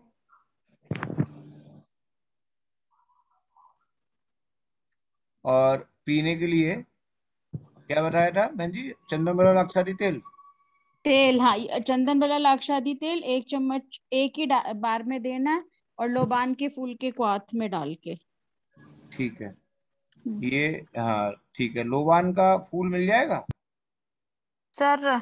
लोबान का फूल पंसारी से नहीं मिलता है मैम, पूजा मैम, जी पंसारी को हाँ बोलोगे ना तो वो देगा। जी जिसकी अगरबत्ती और खुशबू भी बहुत जलती ना, लोबान ऐसे आएगा, पत्थर जी जैसे होता है, ब्राउन कलर का। मैं कल पिक भेज दूंगी आपको, मैम ठीक है। लोकल जी रखे हैं, पंसारी हाँ के बेटा, पास खोल के लोकल आप। है, मैं 1-2 दिन में मार्केट जाऊंगा। मैं तो 1-2 दिन में वहां मार्केट वहां पे जाऊंगा। बिल्कुल छोटा सा उसमें आप टुकड़ा लेके ना क्वाथ बनाना है, और उसी में तेल डाल के पीने के लिए एक ही बार देना है पेशेंट को आफ्टर मील्स। मेरा जो उसका काफी रिजल्ट मैम अच्छा आ गया, और इनको तो अभी हाइड्रोसील स्टार्ट ही हुआ है। और इनका ठीक है। रीजन तो मैम डायबिटीज इनकी बढ़ी, और उसकी वजह से इनको ऑर्काइटिस और एपिडाइडिमाइटिस हुआ। इनका हाँ। कारण जो है डायबिटीज बढ़ना है, इसमें अब कारण एक, अलग है। हाँ अब ये ड्रग तो ये हो गए, निर्दिष्ट हो गए, ये 7 ड्रग हो गए, ठीक है। 1 2 जी 3 4 5 6 6। 6 हो सर गए इसमें ना? सब सर फिर से सब एक बार बताती हूँ। आरोग्यवर्धनी, त्रिफला गुग्गुल, ठीक अर्क पुनर्नवा, अर्क गोखरू, अर्क कासनी। ठीक ठीक है सर। और चंदन वाला लाक्षादी तेल, लोबान, ये 2 लोबान के फूल के क्वाथ के साथ एक बार देना। ठीक ये है, हो गए सर। ये हो गया। अब एक मेरी तरफ से जोड़ो, जी बसंत कुसुमा का रस, 2 गोली सुबह शाम। जी। 1 गोली 2 गोली सर? 2 गोली सुबह शाम खिलाना, जी। ठीक और है। मैम वो पलाश फूल वाला जरूर करना, वो बहुत अच्छा रिजल्ट पलाश वाला जरूर देना, क्योंकि पलाश का पूरा इंडिकेशन है, पूरा इंडिकेशन उसी पर डिपेंड है कि वो सर एक ईपीआई बार में। फिर बताएं, हाँ, सर एक बार फिर से बताएंगे सर, वो पलाश पुष्प का पलाश लंगोट बांध। पुष्पा, पलाश पुष्पा सब दे दो, बस खत्म। हाँ, डायरेक्ट दे दो सर। हाँ, पलाश पुष्पा सब दे दो। ठीक है सर। सर मैं 2 मिनट में पूछ लूं अपना एक बार? हाँ हाँ, पूछो पूछो पूछो। जो पेशेंट बच्चा था जुवेनाइल वाला, उसका स्प्लीनोमेगेली बहुत मार्क्ड आई थी, और हमने उसको जो दवाई शुरू करी थी वही चल रही थी, लेकिन थोड़ा सा मैंने निशा अम्लकी और फल्त्रिक दे दिया था सर। आरगवद और वो मतलब कम मात्रा में करके आरगवद को कम कर दिया था, लेकिन निशा अम्लकी और फल्त्रिक डाल दिया था। ठीक। अब मैंने उसका अल्ट्रासाउंड कराया 3 हफ्ते के बाद सर, कल संडे को, तो उसमें उसका स्प्लीन बिल्कुल ठीक है। उसमें गैस्ट्राइटिस आया, और गैस्ट्राइटिस में उन्होंने बोला कि जो उसकी स्टमक की वॉल है वो मोटी हो गई है, थिकंड, और पैनक्रियास का जो हेड है उसके ऊपर स्वेलिंग है। ठीक है। तो बाकी बच्चे का पेट दर्द ठीक है, उसकी आंखों में भारीपन था, वो सब ठीक है। तो मैंने जो अपना ये योग होता है ना अपना शतावरी मुक्ता प्रवाल वाला, उसी के अंदर अब्रक भस्म, सत्व गिलोय और जहर मोरा पिष्टी, ये मिला के मैंने उसको कल से शुरू कर दिया पैनक्रियाटाइटिस वाली चीज के लिए सर। बहुत बढ़िया, बहुत बढ़िया। ठीक है ना सर, मुझे बता दीजिए, और तो कुछ नहीं ना बाकी। आरगवत और निशाम्लकी और फल्त्रिक मैंने चलने दिया। आरगवत का अब मैंने 2 चम्मच कर दिया, और साथ में पटोल 1 चम्मच और डाल दिया। ठीक, ठीक किया? कोई दिक्कत नहीं, ठीक होगा, बढ़िया। Thank you sir, thank you so much. Sir एक फीडबैक देना ना, शॉर्ट में हाँ सर, जो पेशेंट ये 7 मंथ प्रेगनेंसी विद पैंक्रियाटाइटिस बढ़ती थी ना, यस मैम, उसका सीरम अमाइलेज 32 आ गया है। अरे यार, तू तो बड़ी सी पार्टी दे दे अपने हॉस्पिटल में। मैम फ्री ऑफ कॉस्ट चल रही है वो। कोई बात नहीं, भला भला होता है, भला होता है, पुण्य लगता है। हाँ 1100 कुछ था, 32 आ गया। लेकिन सर उसका SGOT SGPT अभी भी बड़ा चल रहा है, और पोटेशियम उसका डाउन है अभी, इसीलिए मुझे लग रहा है बबल मूवमेंट्स नहीं आ रहे हैं उसके भी, कम है अभी बबल मूवमेंट्स। हाँ तो ऐसा करो ना, उसका नमक चेंज कर दो, उसको बोल दो सोडा, वो क्या नाम है ये हमारा जो सेंधा नमक को शुरू कर दो। सर पॉट क्लोर नहीं, पॉट क्लोर नहीं पिलाते मैम उसमें? पॉट हाँ मैम पॉट क्लोर दिया था उसको, दिया था पॉट क्लोर, लेकिन मैम उसका बीपी भी अब उसका बढ़ रहा है इधर। पॉट क्लोर तो हालांकि पोटेशियम जा रहा है, लेकिन बीपी उसका पता नहीं क्यों 2 दिन से बढ़ रहा है। उसको ऐसा करो, नस्से दे दो, नस्से दे दो उसको, कुछ मत करो, शीर पे लाकर रात को नस्से दे दो, सो जाएगी, ठीक हो जाएगा बीपी। अच्छा अच्छा, हाँ हाँ हाँ, एंजाइटी बहुत होती है मैम, ऐसे बहुत एंजाइटी होती है एक्चुअली। मैंने कल तो रात में उसको डाइजीपम लगवा दिया था। हाँ तो डाइजीपम लगवा, हम कह रहे हैं नस्से दे दो, आप डाइजीपम लगवा रही हो। नहीं अब आपसे, अरे नस पोटेशियम सोडियम कितना मैम उसका? पोटेशियम ज्यादा डिफरेंस नहीं है, 3.3 है, और सोडियम 160 है। सोडियम कितना? 160। और सर उसका SGPT 104 है, SGOT 120 है। वो उसी की वजह से आरोग्यवर्धनी पुनर्मंडू चल रहा है ना उसका। हाँ सर स्टार्ट कर दिया, अभी नहीं स्टार्ट किया सर, अभी आपका बबल मूवमेंट्स ठीक से नहीं आ रहे थे तो अभी नहीं स्टार्ट किया। कर दो आरोग्यवर्धनी पुनर्मंडू शुरू कर दो उसका। अच्छा अच्छा मैम उसको विरेचन करा दो, जब तक उसका मोशन क्लियर नहीं होगा तब तक उसकी कोई बात नहीं बनेगी। ऐसा करना, कल उसको बुला लेना क्लिनिक पे। सर वो तो एडमिट है। एडमिट है तो 3 गोली दे दो उसको आरोग्यवर्धनी बेटी की। प्रेगनेंसी है सर। अरे रहने दो फिर, अरे क्या है तो सुन तो लो, वो बोल रही प्रेगनेंसी है उसको मैम, उसको अभिपत्ति का चूर्ण दे देना, वो फिर भी सेफ रहता है। दे सकते हैं ना सर? हाँ केवल अभिपत्ति कर दे देना। हाँ मेन उसको केवल अभिपत्ति कर दे दो मैम, केवल अभिपत्ति कर दे दो बस उसको, बस उसी से मोशन हो जाएगा और उसको आधी प्रॉब्लम ठीक हो जाएगी। मैम कल उसको एरेंड दिया था उसको, लेकिन उससे आज नहीं हुआ। कोई दिक्कत नहीं, आप सोडियम पोटेशियम के चक्कर में ना पड़ो, विरेचन करा दो बस उसको। अपित्त कर दे दो, अपित्त कर, सेफ है बिल्कुल, अपित्त कर दे दो। ठीक ठीक ठीक ठीक है सर। चलो sir, thank you, good night. Good night. Thank you sir. Thank you boss. Okay, good night. Good night. Good night, शुभ रात्रि।